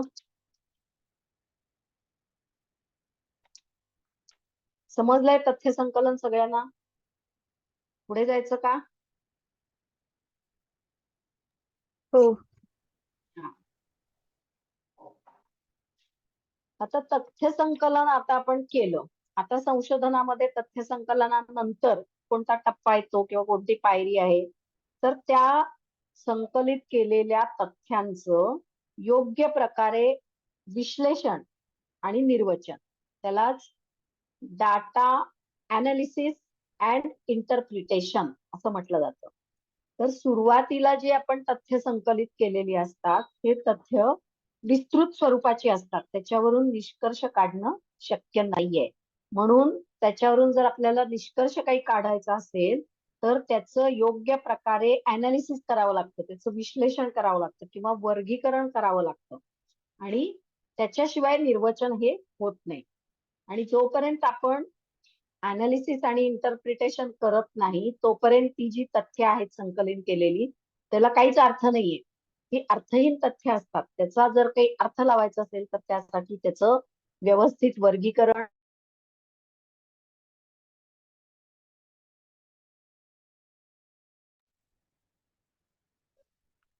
आणि विश्लेषण आणि निर्वचनानंतरच तथ्यांना एक वेगळा अर्थ प्राप्त होतो आणि त्यावरून यशस्वीरित्या आपण योग्य ते निष्कर्ष काढू शकतो. आता तथ्यांचं विश्लेषण आणि निर्वचन ही जी प्रक्रिया आहे ती प्रमुख 2 विभागामध्ये कार्यान्वित केली जाते. तर 2 विभाग कुठले आहेत? तर एक म्हणजे तथ्यांचं संस्करण आणि दुसरं म्हणजे तथ्यांचं विश्लेषण. आता तथ्यांचं संस्करण म्हणजे काय? तर यामध्ये तथ्यांचं विश्लेषण करता यावं यासाठी तथ्यांच्या आशयाचं संक्षिप्तीकरण केलं जातं आणि पुनर्घटन केलं जातं. तथ्यांचं संक्षिप्तीकरण आणि पुनर्घटन करून त्या तथ्यांचं वर्गीकरण केलं जातं. म्हणजे काय की आता समजा रजोनिवृत्त स्त्रियांच्या समस्यांवर यौगिक प्रक्रियांचा होणारा परिणाम अभ्यासणे असं जर आपला विषय असेल तर यामध्ये अनेक प्रश्नावलीमध्ये अनेक गट आहेत. शारीरिक समस्या, मानसिक समस्या, भावनिक समस्या. तर मग आपण जी उत्तर प्रश्नावलीमध्ये मिळवलेली असतात तर त्याचं एक आपण टेबल बनवतो. म्हणजे एकीकडं शारीरिक समस्या, मानसिक समस्या असे आपण त्याला एक मार्किंग सिस्टीम केलेली असते. तर त्याचे असे हे पाडतो आपण, कॉलम पाडतो आणि त्या कॉलम मध्ये ते सगळे तथ्य जी संकलित केलेली आहेत ती आपण भरतो. त्याला म्हणतात तथ्यांचं वर्गीकरण. आणि त्याच्यानुसार मग ते शारीरिक समस्या किती पर्सेंट आहेत, मानसिक समस्या किती पर्सेंट आहेत, भावनिक समस्या किती पर्सेंट आहेत, याचं एक पर्सेंटेज आपण काढलं जातं. याला म्हणतात तथ्यांच्या आधारे संक्षिप्तीकरण आणि पुनर्घटन. त्यानंतर हे झालं तथ्यांचं संस्करण. नंतर तथ्यांचं विश्लेषण. ते कसं करायचं? तर तथ्यांचं विशिष्ट प्रकारे संघटन करून सिद्धांतांची किंवा गृहीतकृत्यांची पडताळणी करता यावी किंवा नवीन सिद्धांत मांडता यावा याकरता विश्लेषण करणं आवश्यक आहे. म्हणजे काय करायचं? तर प्रयोग करायच्या आधीचं पर्सेंटेज आणि प्रयोगानंतरचं पर्सेंटेज याची तुलना केली जाते. आणि मग आपल्याला आपलं जे संशोधनाचं उद्दिष्ट आहे ते सिद्ध झालंय का, किंवा आपण आधी जी गृहीतकं मांडलेली असतात, संशोधनात्मक गृहीतक आणि शून्य गृहीतक, तर त्यातलं कुठलं गृहीतक सिद्ध झालंय याचा आपण निष्कर्ष मांडतो. अशा प्रकारे तथ्यांचं विश्लेषण आणि निर्वचन केल्याशिवाय आपण कोणताही निष्कर्ष काढू शकत नाही. तर आता विश्लेषण निर्वचनाची आवश्यकता का आहे संशोधनामध्ये, त्याचं काय उद्दिष्ट काय आहे, अर्थ म्हणजे तथ्यांचं निर्वचन करण्यासाठी कशासाठी करायचंय ते, त्याचा काय उद्देश आहे? तर जुन्या संकल्पना आणि जुन्या सिद्धांतांचं पुनर्परीक्षण करण्यासाठी ते आवश्यक आहे. शिवाय नवीन नियम, नवीन सिद्धांत किंवा नवीन संकल्पना शोधून काढण्यासाठी सुद्धा तथ्यांचं विश्लेषण करणं हे आवश्यक आहे. त्यानंतर कोणताही विषय, कोणतीही समस्या किंवा कोणतीही घटना जी आहे त्या समस्येचा किंवा घटनेचा कार्यकारण संबंध स्पष्ट करण्यासाठी सुद्धा तथ्यांचं विश्लेषण करणं हे आवश्यक आहे.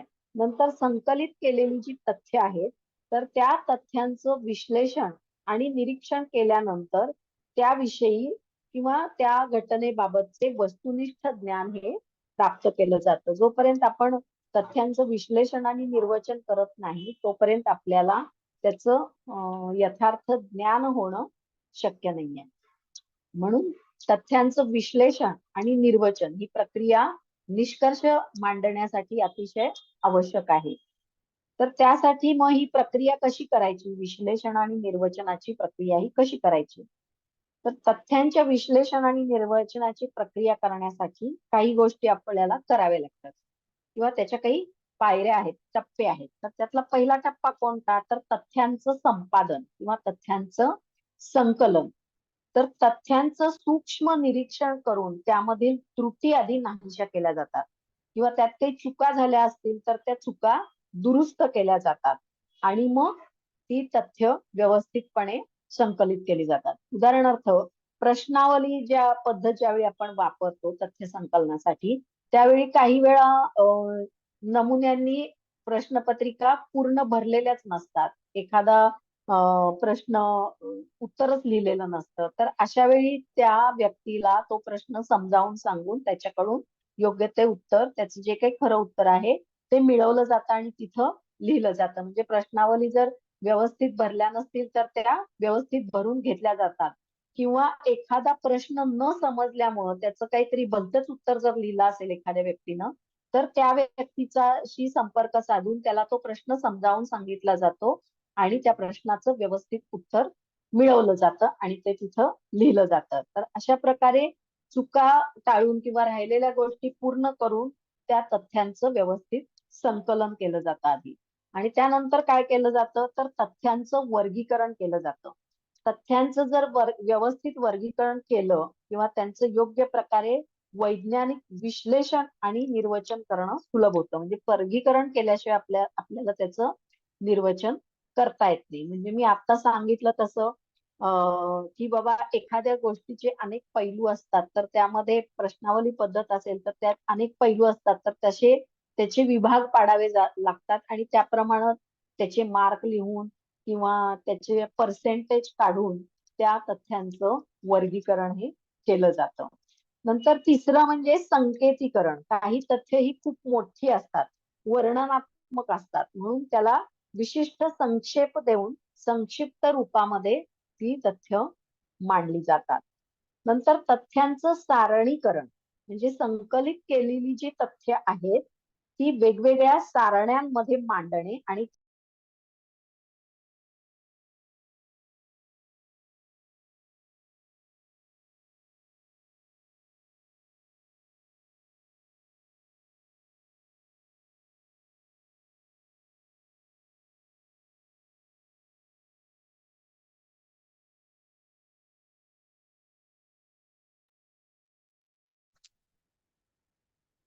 सॉरी तथ्यांचं सारणीकरण म्हणजे संकलित केलेली जी तथ्य आहेत ती वेगवेगळ्या सारण्यांमध्ये म्हणजे त्याचे कॉलम पाडून विभाग पाडून त्यामध्ये ती तथ्य मांडणं आणि त्याचं आलेखात रूपांतर करणं म्हणजे तथ्यांचं सारणीकरण होय. नंतर पाचवा जो टप्पा आहे शेवटचा तो म्हणजे सिद्धांतांचे प्रतिपादन. म्हणजे तथ्यांचं विश्लेषण आणि निर्वचनाची ही शेवटची पायरी आहे आणि विश्लेषणाच्या आधारावरतीच सिद्धांत मांडला जातो किंवा संशोधनाचा अंतिम निष्कर्ष हा काढला जातो. तर हे झालं तथ्यांचं विश्लेषण आणि निर्वचन प्रक्रिया. आता विश्लेषण आणि निर्वचन प्रक्रिया ही जी आहे ती प्रत्यक्ष करताना अतिशय किचकट असते. ती व्यवस्थित करावी लागते. त्याच्यातच सगळ्यात जास्त आपला वेळ जात असतो. ठीक आहे, कळलं का तथ्यांचं विश्लेषण आणि निर्वचन? ज्यावेळी तुम्ही ते प्रत्यक्ष कराल ना त्यावेळी तुम्हाला जास्त चांगलं समजेल ते प्रत्यक्ष करताना. त्यानंतर संशोधनातला पुढचा टप्पा जो आहे तो म्हणजे सिद्धांतांचे स्पष्टीकरण.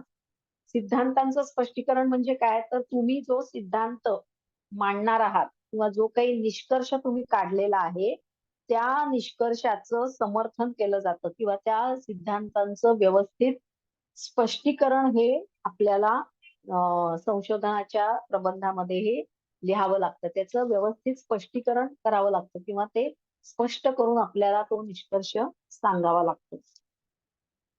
निष्कर्षाचं स्पष्टीकरण झाल्यानंतर पुढचा जो टप्पा आहे तो म्हणजे पुढील संशोधनासाठी सूचना. म्हणजे एका संशोधनामध्ये त्या विषयाच्या पुढच्या संशोधनाचं बीज हे दडलेलं असतं. म्हणजे आपल्या संशोधनातच पुढच्या संशोधनाचे अनेक विषय दडलेले असतात आणि त्यांचा इथं उल्लेख केला जातो.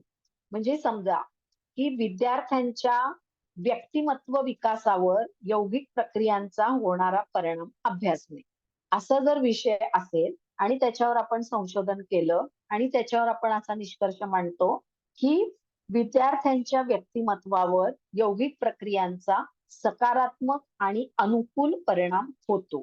व्यक्तिमत्व सुधारण्यासाठी यौगिक प्रक्रियांचा चांगला उपयोग होतो असं आपण संशोधन करून निष्कर्ष मांडला की त्याच्यानंतर त्याच्यावर अजून काय संशोधन करता येईल की विद्यार्थ्यांची स्मरणशक्ती आणि एकाग्रता वाढवण्यासाठी यौगिक प्रक्रियांचा उपयोग होईल का हे पुढच्या संशोधनासाठी यातून आपल्याला विषय मिळू शकतो. मग त्यासाठी काय करायला पाहिजे, की किती कोणत्या प्रकारच्या विद्यार्थ्यांवर, कोणत्या वयोगटातल्या विद्यार्थ्यांवर तो प्रयोग केला पाहिजे, या संबंधी आपण पुढील संशोधनासाठी सूचना प्रबंधामध्ये देऊ शकतो. त्यानंतर शेवटचा टप्पा, संशोधनातला शेवटचा टप्पा म्हणजे संदर्भ ग्रंथांची यादी. आपण जे काही ग्रंथ संदर्भासाठी अभ्यासलेले आहेत, त्या सगळ्या संदर्भ ग्रंथांची यादी या ठिकाणी लिहायची आहे. म्हणजे संशोधन कार्यात आपण अनेक साहित्य म्हणजे लेख वाचलेले असतील, विविध पुस्तकं वाचलेली असतील किंवा काही वर्तमानपत्रातले लेख वाचले असतील किंवा काही आधीच्या संशोधकांचे प्रबंध वाचलेले असतील, तर त्या सगळ्याचा उल्लेख या ठिकाणी करायचा आहे आणि त्याच्याबद्दल कृतज्ञता व्यक्त करायची आहे. आता ही जी संदर्भ ग्रंथांची जी यादी आहे, ती विशिष्ट स्वरूपात मांडावी लागते. म्हणजे नुसती ग्रंथांची नावं लिहून नाही चालत. तर ते कसं मांडायचंय? तर पहिल्यांदा ते एक असं टेबल तयार करायचं. तर पहिला जो कॉलम आहे त्याच्यामध्ये लेखकाचं नाव, दुसरा जो कॉलम आहे त्यामध्ये पुस्तकाचं किंवा त्या शोध प्रबंधाचं शीर्षक लिहायचं आहे. तिसरा जो कॉलम आहे त्याच्यामध्ये प्रकाशन म्हणजे कोणत्या प्रकाशनानं ते प्रसिद्ध केलेलं आहे, त्या प्रकाशनाचं नाव, ते प्रकाशन कोणत्या ठिकाणी झालेलं आहे, म्हणजे कोणत्या देशामध्ये, कोणत्या राज्यामध्ये किंवा कोणत्या शहरामध्ये झालेलं आहे, त्या प्रकाशन स्थळाचं नाव लिहायचं आहे आणि कोणत्या वर्षी प्रकाशित झाले ते प्रकाशनाचं वर्ष सुद्धा लिहायचं आहे. आणि चौथा जो कॉलम असेल त्या चौथ्या कॉलम मध्ये तुमच्या विषयाशी संबंधित मजकूर कोणत्या प्रकरणामध्ये आहे किंवा कोणत्या पान क्रमांकावर आहे, तर त्या प्रकरणचा क्रमांक किंवा पेज नंबर हा चौथ्या कॉलम मध्ये लिहायचा आहे. आणि पाचवा जो कॉलम आहे त्या पाचव्या कॉलम मध्ये पान क्रमांक म्हणजे कोणत्या पान क्रमांकावर तो मजकूर आहे ते लिहायचं आहे. समजा पेज नंबर 2 पासून पेज नंबर 10 पर्यंतचा जो मजकूर आहे तो तुम्ही तुमच्या संशोधनासाठी अभ्यासलेला आहे, तर पेज नंबर 2 to 10 असं लिहायचंय. म्हणजे संदर्भ ग्रंथांची यादी लिहिताना एकूण 5 कॉलम पाडायचे आणि 5 कॉलम मध्ये पहिल्या कॉलम मध्ये लेखकाचं नाव, दुसऱ्या कॉलम मध्ये पुस्तकाचं नाव किंवा शोध प्रबंधाचं शीर्षक लिहायचंय, तिसऱ्या कॉलम मध्ये त्या प्रबंधाचं किंवा पुस्तकाचं प्रसिद्धीचं वर्ष, प्रकाशन आणि प्रकाशनाचं स्थळ, ह्या 3 गोष्टी लिहायच्या आहेत. चौथ्या कॉलम मध्ये तुम्हाला हवा असलेला मजकूर कोणत्या प्रकरणामध्ये आहे ते प्रकरणाचा क्रमांक लिहायचे आणि पाचव्या कॉलम मध्ये तो कोणत्या पेजवर आहे किंवा कोणत्या पानावर आहे त्या पानाचा क्रमांक लिहायचा आहे. अशा पद्धतीनं प्रबंधामध्ये संदर्भ ग्रंथांची यादी ही लिहायची असते आणि या ठिकाणी आपलं संशोधन कार्य पूर्ण झालेलं आहे. लक्षात आलं? आता संशोधन पूर्ण झाल्यानंतर पुढचा टप्पा काय आहे? आपण आता संशोधनाचे टप्पे बघितले आणि संशोधन पूर्ण केलं. आता संशोधन पूर्ण केल्यानंतर पुढे काय करायचंय? तर नुसतंच संशोधन करून चालेल का? तुम्ही काय तोंडी सांगणार आहात का प्रत्येकाला, की बाबा मी असं असं संशोधन केलंय आणि त्याचा असा असा निष्कर्ष निघालाय किंवा हे असा असा अनुभव आम्हाला या संशोधनामध्ये आलाय. असं तुम्ही जर तोंडी सांगितलं तर ते कुणी ऐकणार आहे का किंवा कुणी मान्य करणार आहे का किंवा त्याच्यावर कोणी विश्वास ठेवणार आहे का? नाही.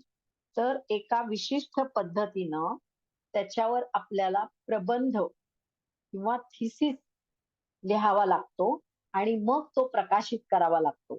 तेव्हा मग त्याच्यावर सगळे विश्वास ठेवतात किंवा सगळ्यांपर्यंत ते संशोधन पोचतं. तर हा थिसिस कसा लिहायचा? तर या थिसिसचा एक विशिष्ट असा फॉर्मॅट असतो.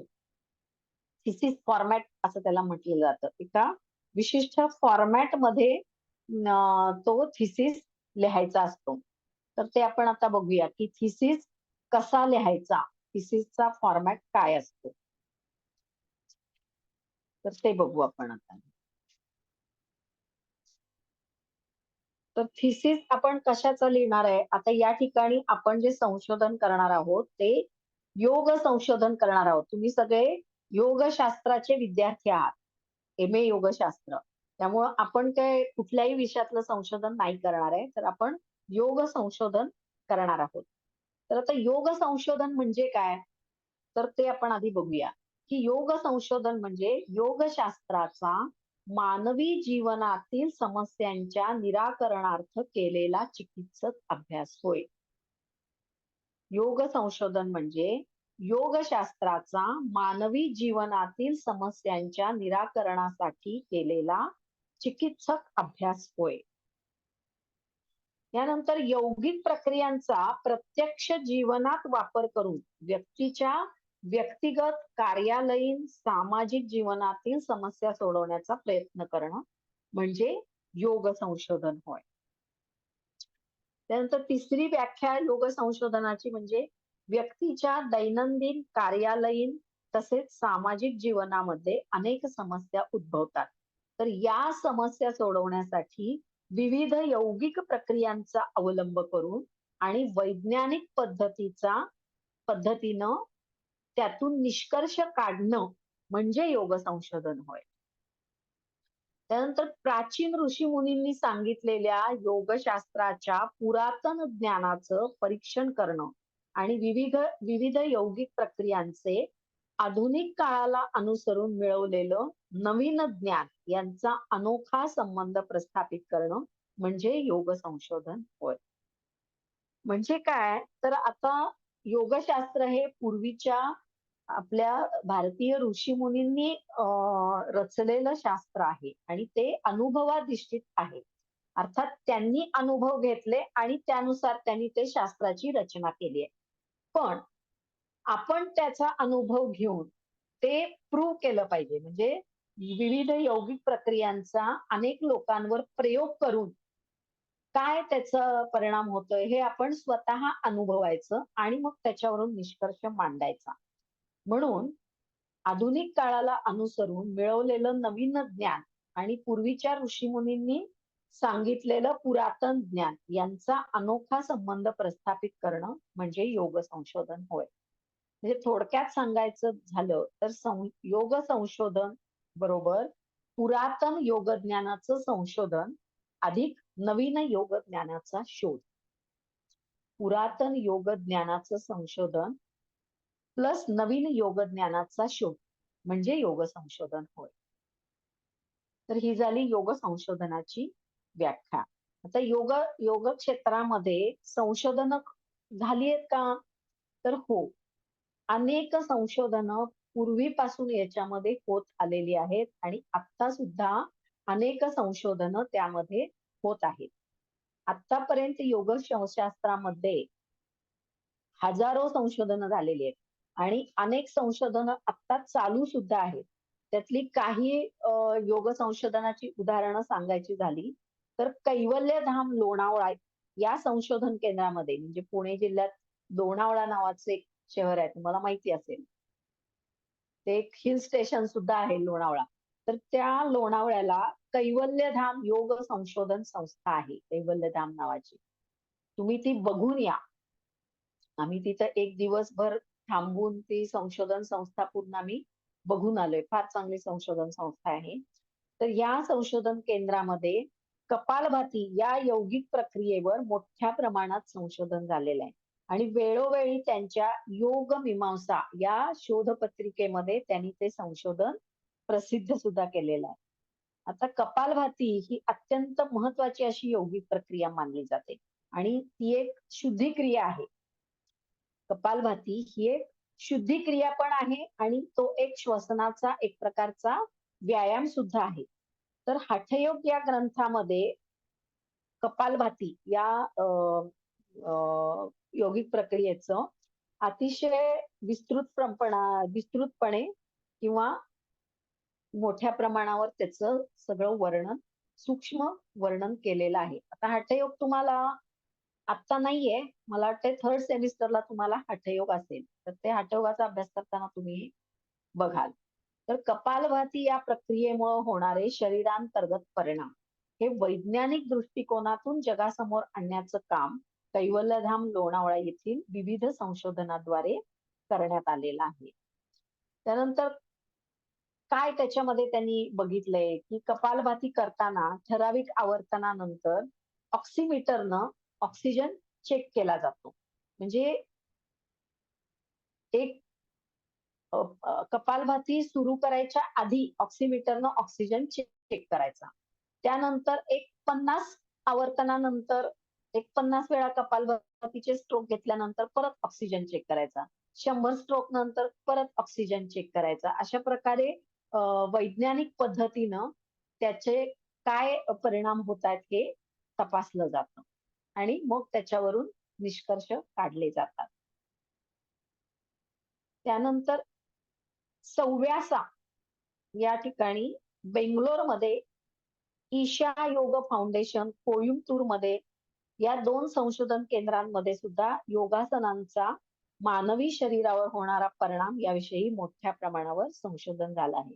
ईशा योग फाउंडेशन जग्गी वासुदेव ज्यांना सद्गुरू असं म्हटलं जातं, तर कोइंबतूर या ठिकाणी तामिळनाडूमध्ये कोइंबतूर या शहरामध्ये ईशा योग फाउंडेशन नावाची त्यांची एक योग संशोधन संस्था आहे. खूप मोठं क्षेत्र आहे ते संशोधनासाठी त्यांनी जे निर्माण केलंय ते. शिवाय बेंगलोरमध्ये सुद्धा सव्यासा नावाचं एक योग संशोधन केंद्र आहे. तर या ठिकाणी वेगवेगळ्या योगासनांचा मानवी शरीरावर काय परिणाम होतो, त्या योगासनांमध्ये किंवा ती योगासनं करत असताना आपल्या शरीराच्या आतमध्ये त्याचा काय परिणाम होतो, हे मोठ्या प्रमाणावर त्याच्यावर संशोधन केलेलं आहे आणि आता सुद्धा त्याच्यावर संशोधन हे चालू आहे. त्यानंतर विविध योगासनांमध्ये ताण आणि दाब शरीराच्या विरुद्ध बाजूवर निर्माण होतो. म्हणजे एखादं योगासन करताना उदाहरणार्थ चक्रासन घ्या, तर चक्रासन करताना शरीराच्या मागच्या बाजूवर म्हणजे पाठीकडच्या बाजूवर दाब पडतो आणि वरच्या बाजूवर म्हणजे पोटाकडच्या बाजूवर ताण निर्माण होतो. म्हणजे एका बाजूला जर ताण निर्माण झाला तर दुसऱ्या बाजूवर हा दाब पडत असतो. आणि हे योगासन ज्यावेळी स्थिर टिकवलं जातं त्यावेळी हे ताण आणि दाब जे आहेत ते शरीराच्या आतल्या बाजूला सरकतात म्हणजे आतल्या अवयवांवर सरकतात आणि त्यामुळं वेगवेगळ्या इंद्रियांवर किंवा वेगवेगळ्या अंतःस्रावी ग्रंथींवर त्यांचा प्रभाव पडतो आणि त्या अवयवांची किंवा इंद्रियांची कार्यक्षमता ही वाढत असते. आणि याच्यावर अनेक संशोधनं झालेली आहेत. उदाहरणार्थ पश्चिमोत्तानासन केलं तर पोटावर दाब येतो आणि पाठीच्या कण्यावर ताण येतो.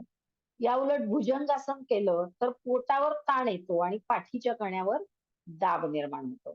अशा प्रकारे संशोधन करणं म्हणजे योगशास्त्राचा मानवी जीवनातील समस्यांचं निराकरण करण्यासाठी केलेला एक चिकित्सक अभ्यासच आहे.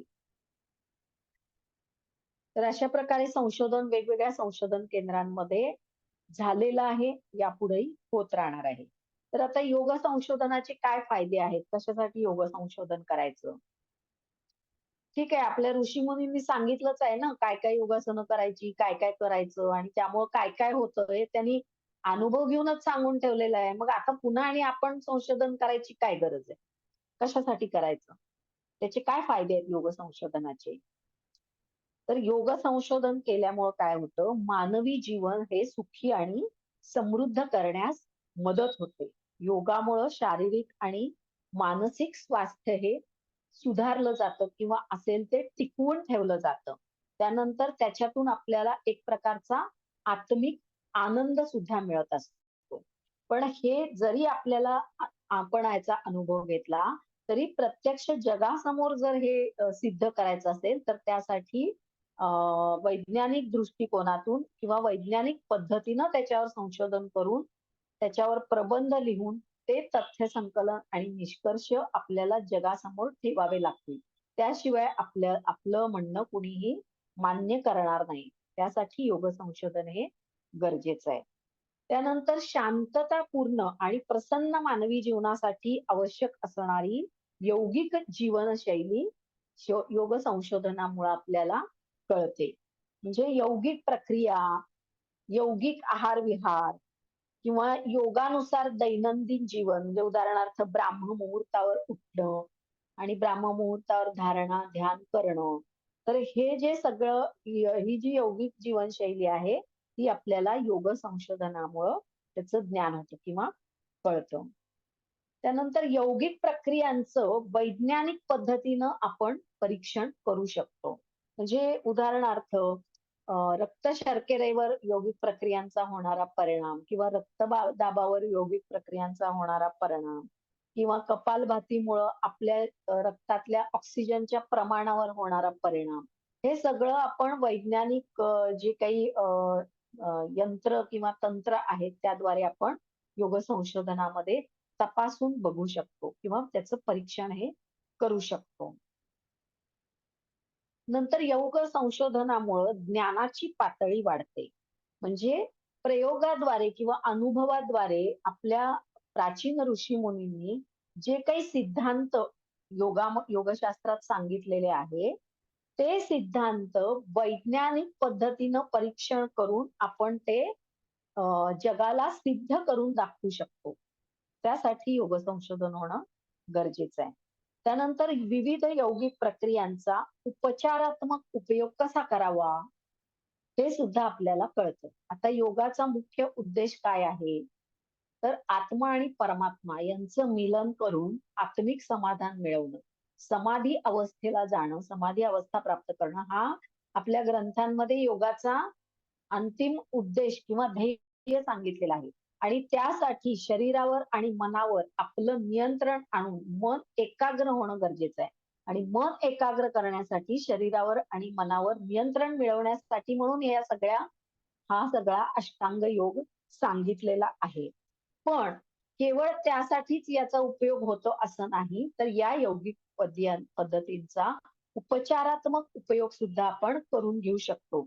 तर यौगिक प्रक्रियांचा उपचारात्मक उपयोग कसा करून घ्यायचा किंवा वेगवेगळ्या आपल्या ज्या शारीरिक, मानसिक समस्या आहेत, तर त्या समस्या सोडवण्यासाठी उपचार म्हणून सुद्धा या यौगिक प्रक्रियांचा उपयोग आपण करू शकतो. तर तो कसा करायचा हे सुद्धा आपल्याला योग संशोधनाद्वारेच कळू शकतं. कसं?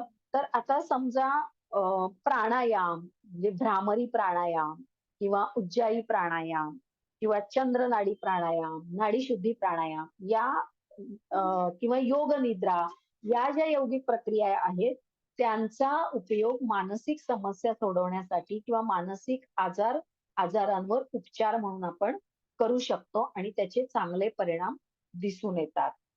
त्याशिवाय उदाहरणार्थ जर मूत्र समस्या काही असतील, की मूत्रावरचं नियंत्रण कमी होणं किंवा मूत्र व्यवस्थित न होणं, अशा ज्या काही मूत्राबद्दलच्या ज्या समस्या आहेत, तर त्याच्यासाठी महामुद्रा महामुद्रा या मुद्रेच्या अभ्यासाचा चांगला परिणाम होतो.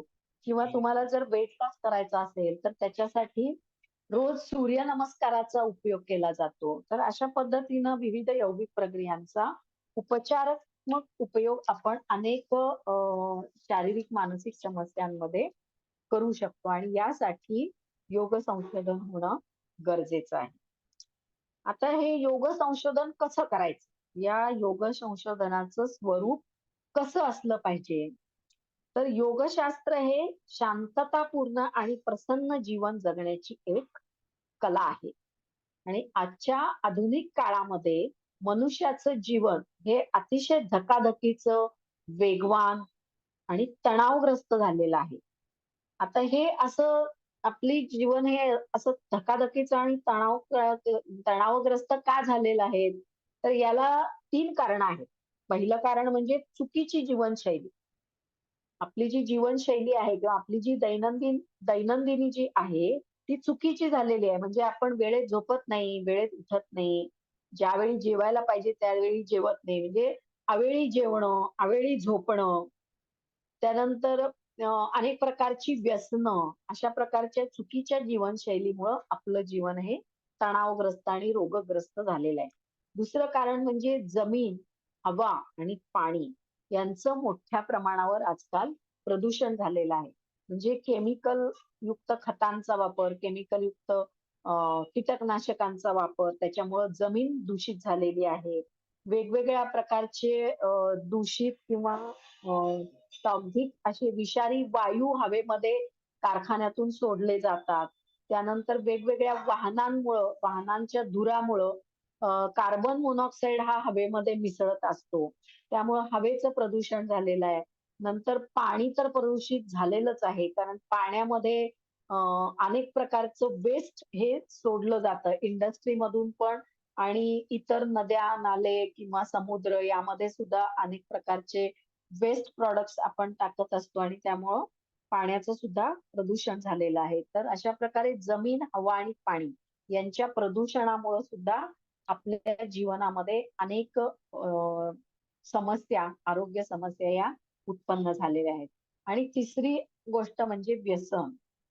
व्यसनांच्या विळख्यामध्ये माणूस हा अडकलेला आहे. आजकाल आपण अगदी तरुण मुलांमध्ये सुद्धा अनेक प्रकारची व्यसनं बघतो. दारू, तंबाखू, सिगारेट, त्यानंतर वेगवेगळ्या प्रकारचे नशा करणारे ड्रग्स जे आहेत. तर अशा अनेक व्यसनांमध्ये माणूस अडकलेला आहे. आणि आता त्यामध्ये आणि एका व्यसनाची भर पाडली आहे, ते म्हणजे मोबाईलचे व्यसन. सतत 24 तास मोबाईलवर काही ना काही बघत राहणं हे सुद्धा एक व्यसनच आहे आणि त्याचा सुद्धा अतिशय वाईट परिणाम मनुष्याच्या शरीरावर होतोय. तर त्यामुळं मानवाची जी जीवनशैली आहे ती पूर्ण बिघडलेली आहे. तर ही जीवनशैली सुधारण्यासाठी किंवा उंचावण्यासाठी सुद्धा योग संशोधनाचा उपयोग हा केला जातो. आजच्या काळामध्ये योगशास्त्रातील विविध यौगिक प्रक्रिया या मानवी आरोग्यातल्या समस्या सोडवण्यासाठी उपयुक्त ठरतात. आणि त्या कशा उपयुक्त ठरतात? यौगिक जीवनशैली जगण्यासाठी या यौगिक प्रक्रिया कशा मार्गदर्शक ठरतील? यासाठी या दिशेनं योगाचं हे संशोधन आता होत आहे. कोणत्या आजारासाठी कोणती यौगिक प्रक्रिया उपयुक्त ठरेल या दृष्टीनं सुद्धा अनेक योग संशोधनं होत आहेत. आता आजच्या युगामध्ये जर योगशास्त्राला आपलं महत्वाचं स्थान प्रस्थापित करायचं असेल, तर त्याच्यासाठी अचूक वैज्ञानिक निष्कर्ष जगासमोर मांडणं आवश्यक आहे.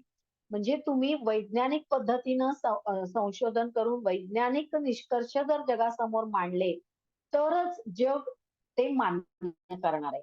प्रूफ असल्याशिवाय आजकाल कुठलीच गोष्ट मान्य केली जात नाही. आणि म्हणून योग संशोधन हे गरजेचं आहे आणि त्याच्यासाठी मोठ्या प्रमाणावर योग संशोधन संस्था अतिशय मोलाची कामगिरी करत आहेत. त्यानंतर मानसशास्त्रीय दृष्टिकोनातून योग संशोधन होणं ही आजच्या काळातील गरज आहे आणि त्या दृष्टीनं सुद्धा योग संशोधन होत आहे. नंतर आधुनिक वैद्यक शास्त्राने सुद्धा हे मान्य केलेलं आहे की 95% आजार हे मनोकायिक आहेत. म्हणजे मानसिक आरोग्य बिघडल्यामुळं शारीरिक आजार हे निर्माण होत आहेत. म्हणजे मानसिक ताणतणावामुळं, तणावग्रस्ततेमुळं रक्तदाब, हृदयविकार, त्यानंतर ऑटो इम्युन डिसीजेस, निद्रानाश, नंतर डायबिटीज हे असे अनेक जे आजार आहेत, शारीरिक आजार आहेत हे, पण ते निर्माण होतात कशामुळं? मानसिक ताणतणावातून निर्माण होतात. म्हणून या आजारांना मनोकायिक आजार म्हटलं जातं आणि 95% आजार हे मनोकायिक आहेत, हे आधुनिक शास्त्रज्ञांनी सिद्ध केलेलं आहे. तर ह्या मनोकायिक आजारांवर विविध यौगिक प्रक्रियांद्वारे पंचकोशात्मक उपचार केले जातात आणि अशा यौगिक प्रक्रियांद्वारे हे आजार बरे होऊ शकतात किंवा त्याच्यावर नियंत्रण ठेवता येतं. यावर सुद्धा मोठ्या प्रमाणावर योग संशोधन झालेलं आहे आणि अजूनही चालू आहे. नंतर यौगिक प्रक्रियांचा मनावर काय परिणाम होतो? किती प्रमाणात मनाचं सामर्थ्य वाढतं? या दृष्टीनं सुद्धा योग संशोधन चालू आहे. योगशास्त्राचं जे खरं स्वरूप आहे, ते आहे प्रतिबंधात्मक. म्हणजे उपचारात्मक पेक्षा प्रतिबंधात्मकच वापर यौगिक प्रक्रियांचा जास्त केला जातो किंवा जास्त उपयुक्त आहे. म्हणजे रोग झाल्यानंतर योगासनं करण्यापेक्षा आजार होऊच नयेत यासाठी योग साधना करणं हे जास्त उपयुक्त आहे. आणि वैज्ञानिक प्रयोगांच्या आधारे ते जगासमोर मांडणं आणि समाजामध्ये त्याचा प्रचार आणि प्रसार करणं हे योग संशोधनाचं उद्दिष्ट आहे आणि त्या प्रमाणात प्रचार आणि प्रसार केला सुद्धा जात आहे. नंतर वैज्ञानिक क्षेत्रातील वैद्यांना संशोधनामध्ये आज मोठ्या प्रमाणावर महत्व निर्माण झालंय. म्हणजे आधुनिक वैद्यक उपकरणांच्या साहाय्यानं विविध योग प्रक्रियांचा शरीराच्या आतमधील अवयवांवर काय परिणाम होतो हे योग संशोधनानं स्पष्ट होत आहे. म्हणजे योग साधना केल्यानंतर ब्लड शुगर कमी होतीये का हे प्रत्यक्ष लॅबोरेटरीत आपण तपासून बघू शकतो. किंवा रक्तदाब नियंत्रणावर योगासनांचा किंवा यौगिक प्रक्रियांचा परिणाम होतोय का ते सुद्धा आपण प्रत्यक्षपणे रक्तदाब नियंत्रक किंवा मापकामुळे आपण बघू शकतो. नंतर ऑक्सिजन लेवलवर काय परिणाम होतो शरीरातल्या ते सुद्धा आपण ऑक्सिमीटर या ऑक्सिमीटरचं मशीन वापरून ते सुद्धा आपण प्रत्यक्ष बघू शकतो. आणि आज केवळ भारतातच नाही तर संपूर्ण जगभरात अनेक योग संशोधन संस्था उदयाला येत आहेत. म्हणजे भारतीय प्राचीन ऋषीमुनींचं योगशास्त्र यावर जगभरात मोठ्या प्रमाणावर संशोधन केलं जात आहे. त्यानंतर वैज्ञानिक प्रयोगांच्या साहाय्यानं योगशास्त्र हे समाजाच्या अंतिम टप्प्यापर्यंत म्हणजे अगदी तळागाळातल्या कमी शिकलेल्या लोकांपर्यंत सुद्धा हे योगशास्त्र पोचावं यासाठी सुद्धा मोठ्या प्रमाणावर प्रयत्न केले जात आहेत.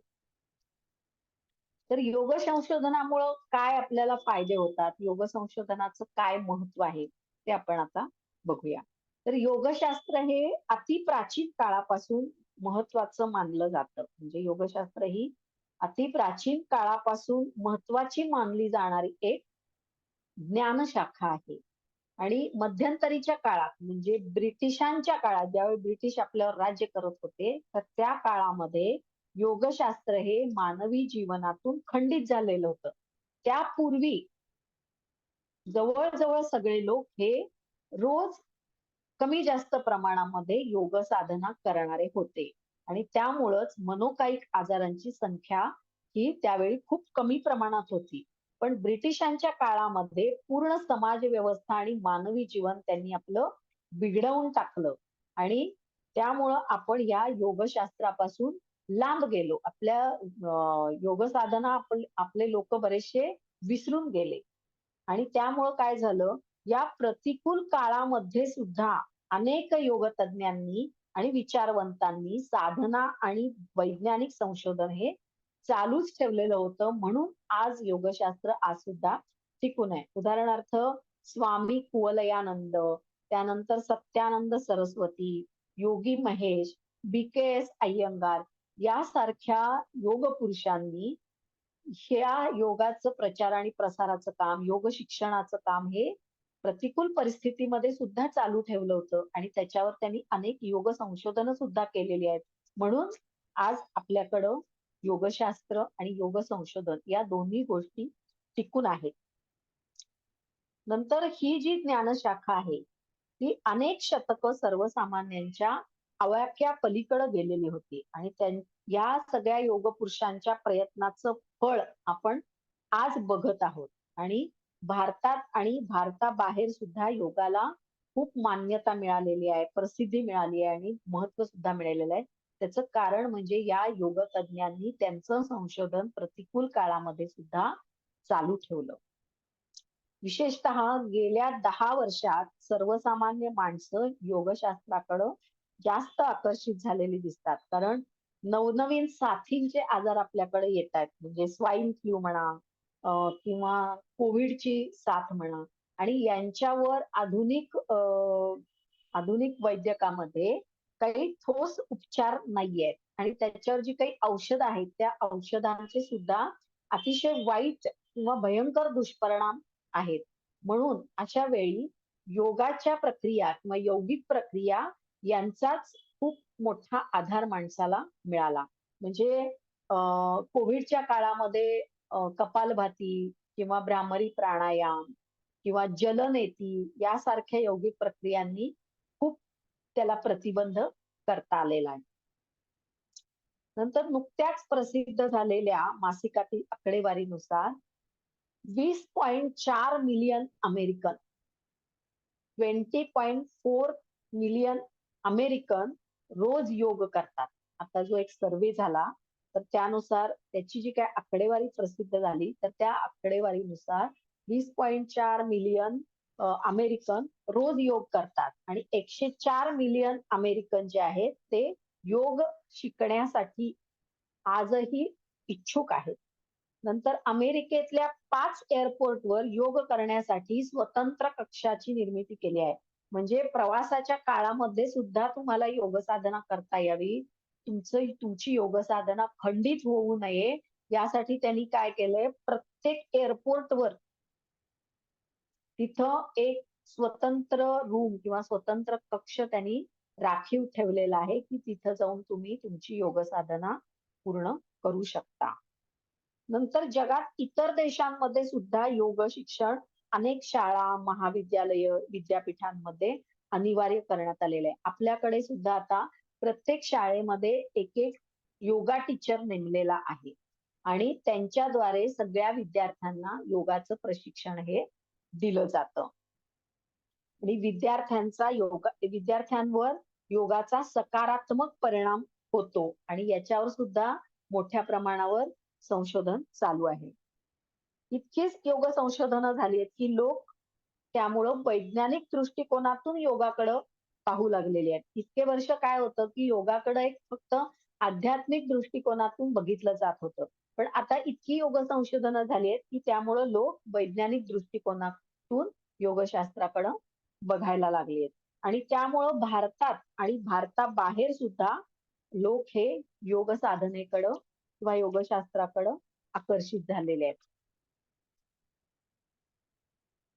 म्हणजे क्रीडा क्षेत्रामध्ये खेळाडूंचं मनस्वास्थ्य टिकवण्यासाठी, त्यांचं मनोबल वाढवण्यासाठी, शारीरिक क्षमता आणि कौशल्य विकास करण्यासाठी, निर्णय क्षमता वाढवण्यासाठी योगाचा उपयोग होतो. याच्यावर योग संशोधन चालू आहे. त्यानंतर औद्योगिक क्षेत्रामध्ये तणावमुक्तीसाठी किंवा व्यसनांपासून दूर राहण्यासाठी मनावर नियंत्रण आवश्यक आहे. तर ते मिळवण्यासाठी किंवा निर्णय क्षमता वाढवण्यासाठी सुद्धा औद्योगिक क्षेत्रामध्ये योग संशोधन हे चालू आहे.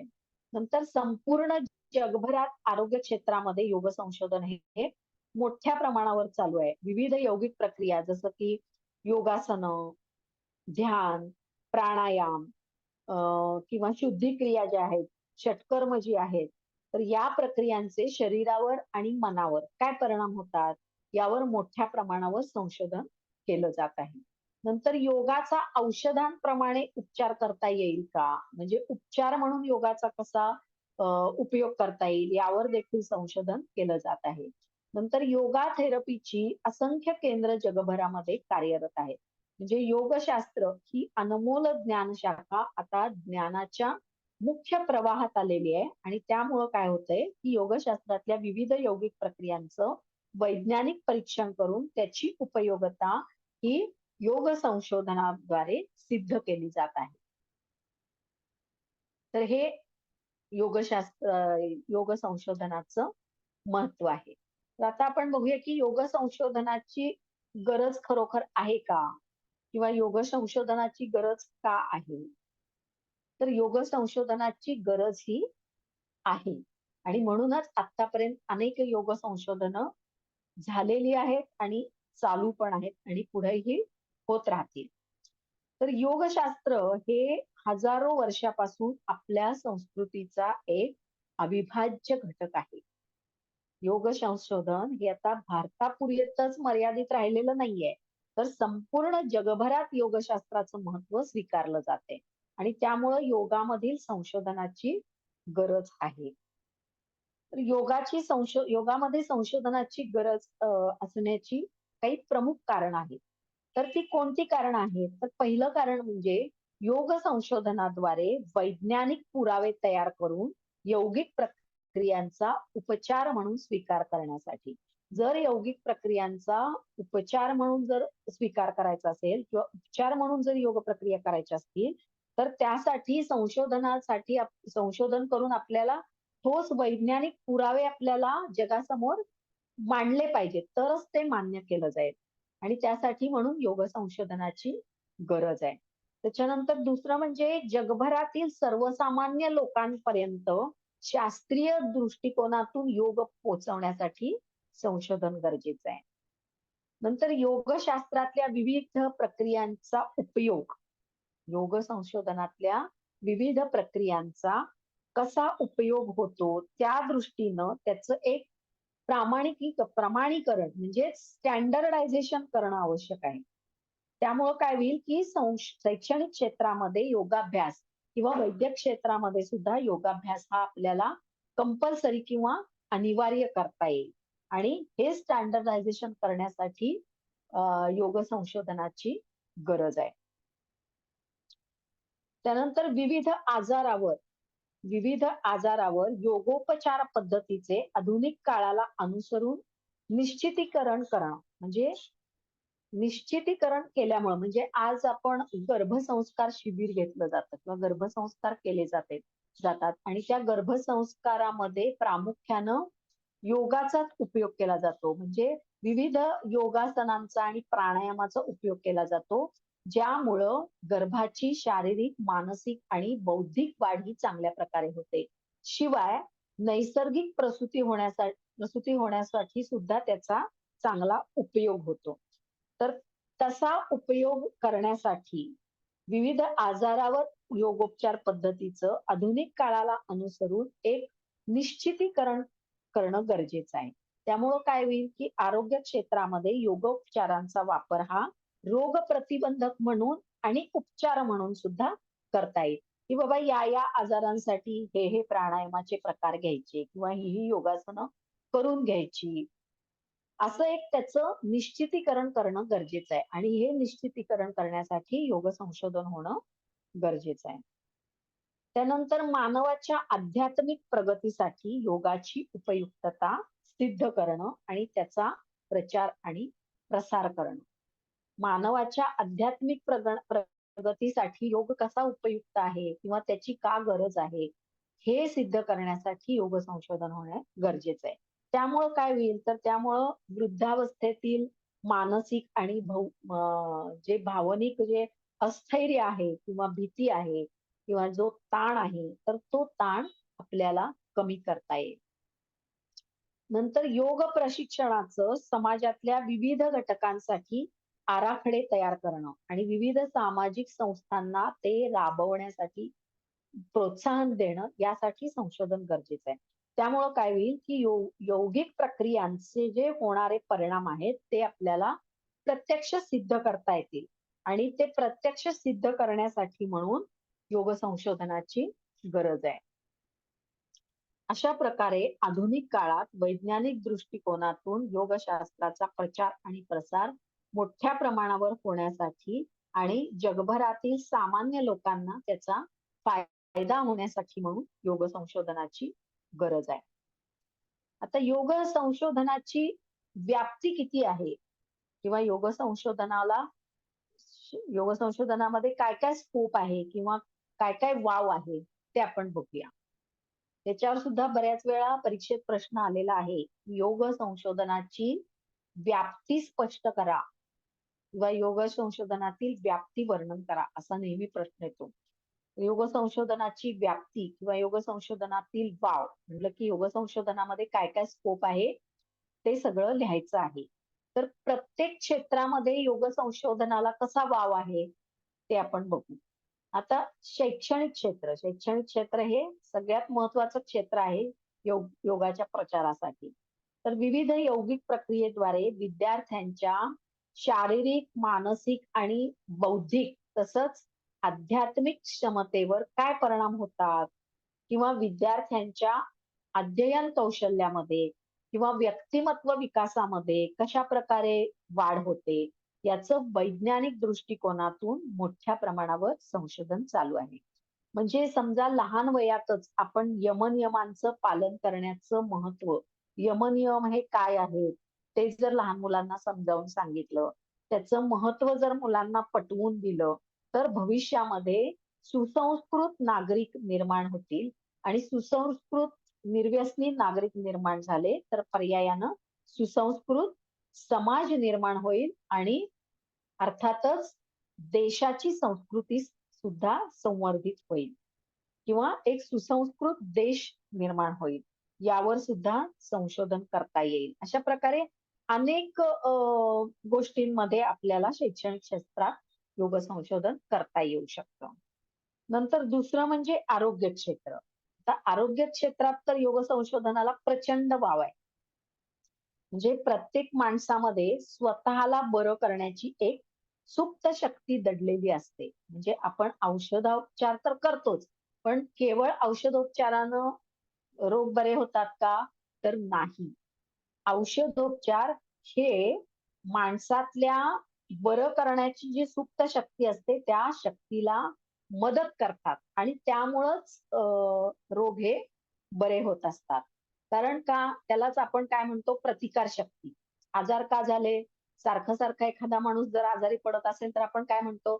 याची प्रतिकार शक्ती फारच कमी झालेली आहे. सारखाच आजारी पडते.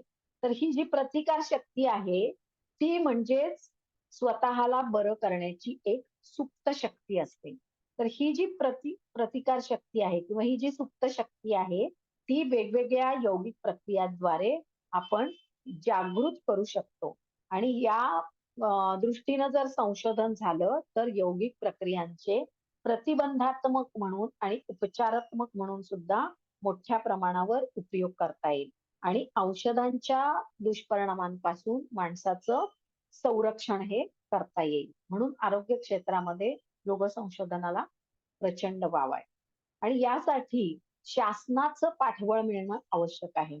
आणि जर शासनाचं पाठबळ जर मिळवायचं असेल एखाद्या योजनेसाठी, तर ती योजना किती आणि कशी उपयुक्त आहे, हे वैज्ञानिक संशोधनाद्वारे आपल्याला सिद्ध करून दाखवणं गरजेचं असतं. आणि हे जर वैज्ञानिकदृष्ट्या सिद्ध करायचं असेल, तर त्यासाठी योग संशोधन होणं हे गरजेचं आहे. जर योग संशोधनाद्वारे आपण हे सिद्ध करू शकलो, तर मोठमोठ्या रुग्णालयांमध्ये योग उपचारक नेमून विविध रोगांवर संबंधित त्याच्याशी उपयुक्त अशा यौगिक प्रक्रिया आपल्याला त्या रुग्णांना शिकवता येतील आणि त्यांच्याकडून करून घेता येतील. आणि यात सुद्धा संशोधनाला खूप वाव आहे. मुख्यतः मानसिक रोगांवर सुद्धा प्राणायाम, धारणा, ध्यान, ओंकार जप किंवा योग निद्रा या प्रक्रियांचा खूप मोठ्या प्रमाणावर वापर करता येईल आणि त्याद्वारे मानसिक आजार आपल्याला बरे करता येतील. या दृष्टीने योग क्षेत्रामध्ये योग संशोधनाला प्रचंड वाव आहे. त्यानंतर आणखी काय स्कोप आहे? तर रोजगार संधी. आता रोजगार संधी कशा उपलब्ध होतील संशोधनातून? योगाचं जर शास्त्रशुद्ध शिक्षण घेतलं, तर अत्यंत सन्मानानं वित्त कमवायची संधी आपल्याला प्राप्त होते आणि शिक्षण कुठलंही ज्ञानदानाचं काम केलं, की आपल्याला एक चांगलं समाधान प्राप्त होऊ शकतं. म्हणजे तुम्ही जर योगाचं प्रशिक्षण केलं, योग संशोधन केलं, तर त्याद्वारे तुम्ही योगाचे क्लासेस घेऊ शकता किंवा एखादं योग संशोधनाचं केंद्र सुद्धा स्थापन करू शकता आणि त्यातून तुम्हाला रोजगार प्राप्ती होऊ शकते किंवा त्यातून पण तुम्ही पैसे कमवू शकता.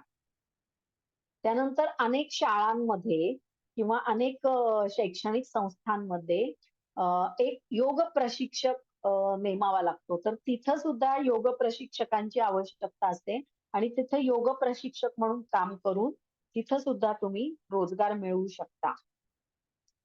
नंतर प्रत्येक व्यक्ती जो कोणी योग शिकलेला आहे, तर तो प्रत्येक व्यक्ती स्वतःचं एक योग प्रशिक्षण केंद्र सुद्धा काढू शकतो आणि त्याद्वारे चांगले वित्त हे मिळू शकते. आता तर प्रत्येक इंजिनिअरिंग कॉलेजमध्ये आणि प्रत्येक मेडिकल कॉलेजमध्ये सुद्धा एक योग प्रशिक्षक नेमला गेला पाहिजे असा एक नियम निघालेला आहे आणि त्यानुसार भरती सुद्धा चालू आहे. आता अनेक योग संशोधन केंद्रांना सुद्धा योगा रिसर्चरची गरज असते. योग संशोधकांची गरज असते. तर अशा ठिकाणी तुम्ही योग संशोधन करून किंवा योग संशोधक म्हणून संशोधनाचं कार्य करू शकता आणि रोजगाराची संधी उपलब्ध करू शकता. त्यानंतर चौथा जो स्कोप आहे योग संशोधनामध्ये तो म्हणजे योग साधनांचं उत्पादन. म्हणजे योगाशी निगडीत अशा अनेक साधनांची निर्मिती सुद्धा तुम्ही करू शकता आणि ते सुद्धा एक रोजगाराचं क्षेत्र ठरू शकतं. उदाहरणार्थ योगाची खुर्ची, योगाची सतरंजी म्हणजेच योगा मॅट, त्यानंतर वेगवेगळ्या ज्या शुद्धी प्रक्रिया आहेत त्याच्यासाठी वापरली जाणारी साधनं, उदाहरणार्थ जलनेती पात्र, त्यानंतर वेगवेगळ्या प्रकारच्या yoga pant, yoga T shirt, yoga mat ते ठेवण्यासाठी विशिष्ट वेगवेगळ्या डिझाईन्सचे स्टॅक ह्या सगळ्यासाठी ह्या सगळ्याचं उत्पादन तुम्ही करू शकता किंवा योगाच्या प्रॅक्टिससाठी जे वेगवेगळ्या प्रकारचे बेल्ट किंवा वेगवेगळ्या प्रकारचे लाकडी ठोकळे वापरले जातात. तर ह्या सगळ्याचं सुद्धा तुम्ही उत्पादन करू शकता आणि त्याचं मार्केटिंग करू शकता आणि त्यातून पैसे कमवू शकता. तर अशा प्रकारे वेगवेगळ्या क्षेत्रामध्ये योग संशोधनाला खूप वाव आहे. त्यानंतर या योग संशोधनामध्ये कोणकोणत्या अडचणी येऊ शकतात, कोणकोणत्या समस्या निर्माण होऊ शकतात, तर ते आपण बघूया. आता कोणतंही योग संशोधन करताना हे शास्त्रीय संशोधनाचे सर्व निकष लावूनच ते पूर्ण करावं लागतं. आणि हे सगळे शास्त्रीय संशोधनाचे निकष आपण लावलेले आहेत का याची खात्री आपण करून घेतली पाहिजे आणि त्या दृष्टिकोनातून संशोधन करताना काही अडचणी येतात. तर त्या अडचणी कोणकोणत्या आहेत? तर पहिली अडचण म्हणजे नमुन्याचा आकार. एका छोट्या आकाराच्या नमुन्यावर जर संशोधन केलं तर त्याचे निष्कर्ष संपूर्ण समूहाला लागू पडणार नाही. त्यामुळं नमुना हे संपूर्ण समूहाचं प्रतिनिधित्व करू शकणार नाही. म्हणून नमुन्याचा आकार हा थोडा मोठा असला पाहिजे आणि नमुन्याचा आकार जर जास्तच मोठा असला तरी सुद्धा योग संशोधन करणं अतिशय किचकट होऊ शकतं. म्हणून संपूर्ण समाजाचं प्रतिनिधित्व करणारा योग्य असा नमुन्याचा आकार ठरवणं हे गरजेचं आहे. त्यानंतर प्लॅसिबो परिणाम. प्लॅसिबो परिणाम म्हणजे काय? निवडलेल्या नमुन्याला तुम्ही जर आधीच सांगितलं किंवा आधीच त्यांचा जर दृढ विश्वास असेल की ही यौगिक प्रक्रिया केल्यानंतर हे असं होणार आहे, असा जर त्यांचा आधीच दृढ विश्वास असेल तर प्रत्यक्षात परिणाम न होता सुद्धा त्यांना त्या परिणामाचा आभास होऊ शकतो. याला म्हणतात प्लॅसिबो परिणाम. तर हे प्लॅसिबो परिणाम टाळणं गरजेचं आहे. तर हे प्लॅसिबो परिणाम टाळता येणं शक्य होत नाही. ही एक योग संशोधनातली मोठी अडचण आहे. त्यानंतर नमुना निवडीमध्ये पक्षपातीपणा. नमुना निवडीमध्ये पक्षपातीपणा होणं ही सुद्धा एक योग संशोधनातली अडचण आहे. ती कशी? तर नमुना निवड ही शहरातील समस्त लोकांमधून केली पाहिजे. परंतु नमुन्याची निवड एखाद्या योग संशोधन केंद्रातून किंवा योग प्रशिक्षण केंद्रातून किंवा योग आश्रमातून किंवा योग संस्थेमधून जर केली गेली तर आपल्याला अपेक्षित निष्कर्ष हे मिळत नाहीत. त्यामुळे नमुना निवडीमध्ये पक्षपातीपणा होतो आणि त्यामुळे योग्य संशोधनामध्ये अडचणी येऊ शकतात.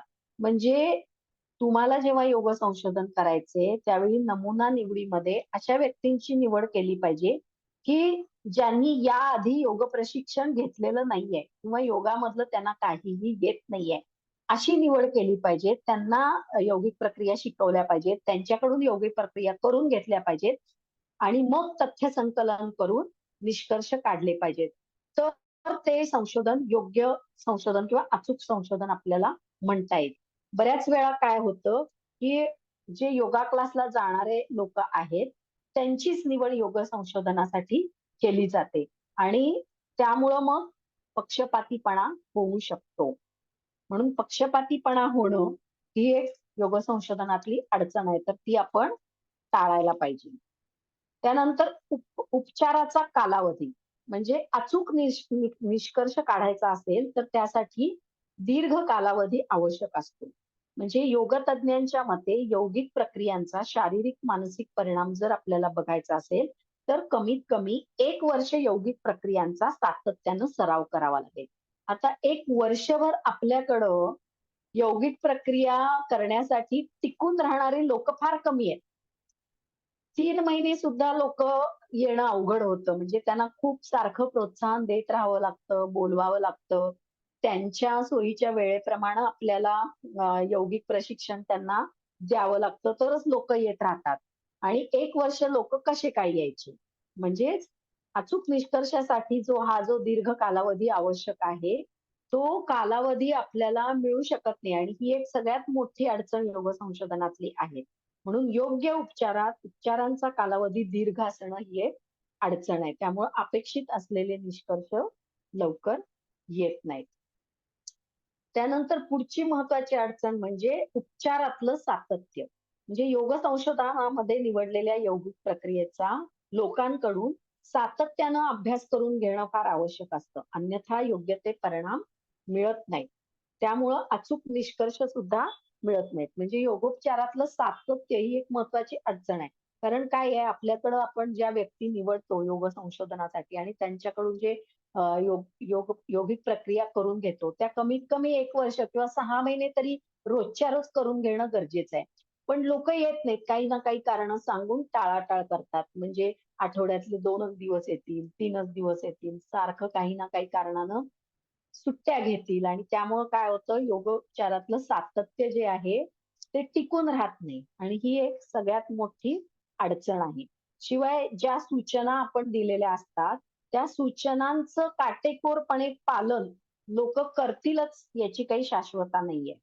नियमितपणे सर्व लोक योगाभ्यास वर्गाला येत नाहीत किंवा घरी करतीलच याची सुद्धा शाश्वती नाही, की काही कारणानं बाबा 1 आठवडाभर एखादी व्यक्ती येऊ शकणार नाहीये आपल्याकडं. पण आपण जर त्यांना सांगितलं, की "ठीक आहे, तुम्ही नाही येताय ना, तर तुम्ही जे मी शिकवलंय ते घरी रोजच्या रोज करा." असं आपण सांगतो. पण ते रोजच्या रोज घरी करतीलच असं नाही. त्याची काहीच शाश्वती नाहीये आणि त्यामुळं उपचारातलं सातत्य टिकून राहत नाही आणि उपचारातलं सातत्य टिकून न राहण्यामुळं आपल्याला योग्य ते परिणाम दिसून येत नाहीत आणि योग्य ते निष्कर्ष आपण काढू शकत नाही. त्यामुळे उपचारातलं सातत्य ही एक खूप मोठी अडचण योग संशोधनामध्ये आहे. त्याच्यानंतर अजून एक सगळ्यात महत्वाची योग संशोधनातली अडचण म्हणजे आध्यात्मिक परिणामाचे मापन. म्हणजे योगशास्त्राचं जे अंतिम ध्येय आहे ते म्हणजे काय आहे? समाधी अवस्था किंवा मोक्ष प्राप्त करणं. हे आपल्या ग्रंथामध्ये योगाचं अंतिम ध्येय सांगितलेलं आहे. परंतु योगाच्या प्रत्येक टप्प्यावर आध्यात्मिक प्रगती होत असते. योगाच्या प्रत्येक टप्प्यावर माणसाची आध्यात्मिक प्रगती ही होत असते आणि दीर्घ साधनेनंतर जो साधक अगदी टोकाला पोहोचलेला असतो, त्याच्या शरीरावर तर खूपच परिणाम झालेला असतो. पण त्याच्या मनावर आणि आंतरिक जाणीवांवर सुद्धा चांगला परिणाम झालेला असतो. आध्यात्मिक आणि मानसिक बदल त्याच्यामध्ये मोठ्या प्रमाणावर होतात. पण या परिणामाचं आपण मापन करू शकत नाही. हे परिणाम मोजण्यासाठी कुठलंही परिमाण आपल्याकडं नाहीये किंवा कुठलेही शास्त्रोक्त असं मापन तंत्र आपल्याकडं नाहीये. म्हणून मनाची स्थिती किंवा मनावर होणारे परिणाम मोजण्यासाठी कोणतंही साधन नाहीये आणि ही योग संशोधनातली खूप मोठी अडचण आहे. या ठिकाणी शास्त्रीय दृष्ट्या आपण अजून सुद्धा कमी पडतोय. म्हणजे आध्यात्मिक परिणाम जे काही मनावर होतायत किंवा आपल्या आत्म्यावर होतायत त्याचं आपण मापन करू शकत नाहीये. त्या मापनाचं कुठलंही साधन आपल्याकडं नाहीये. त्यामुळं आपण त्याच्यावर ठोस निष्कर्ष मांडू शकत नाही आणि ही एक योग संशोधनातली खूप मोठी अडचण आहे. आता तुमच्या सिलेबस मधला अजून बराचसा टॉपिक राहिलेला आहे. आता आपली वेळ पण संपली आहे. तर पुढचा टॉपिक आपण पुढच्या लेक्चरला बघू. पण आता मला वाटतंय पुढचं लेक्चर हे दिवाळी नंतरच होईल. आणि तुमची एक्झाम कधी आहे?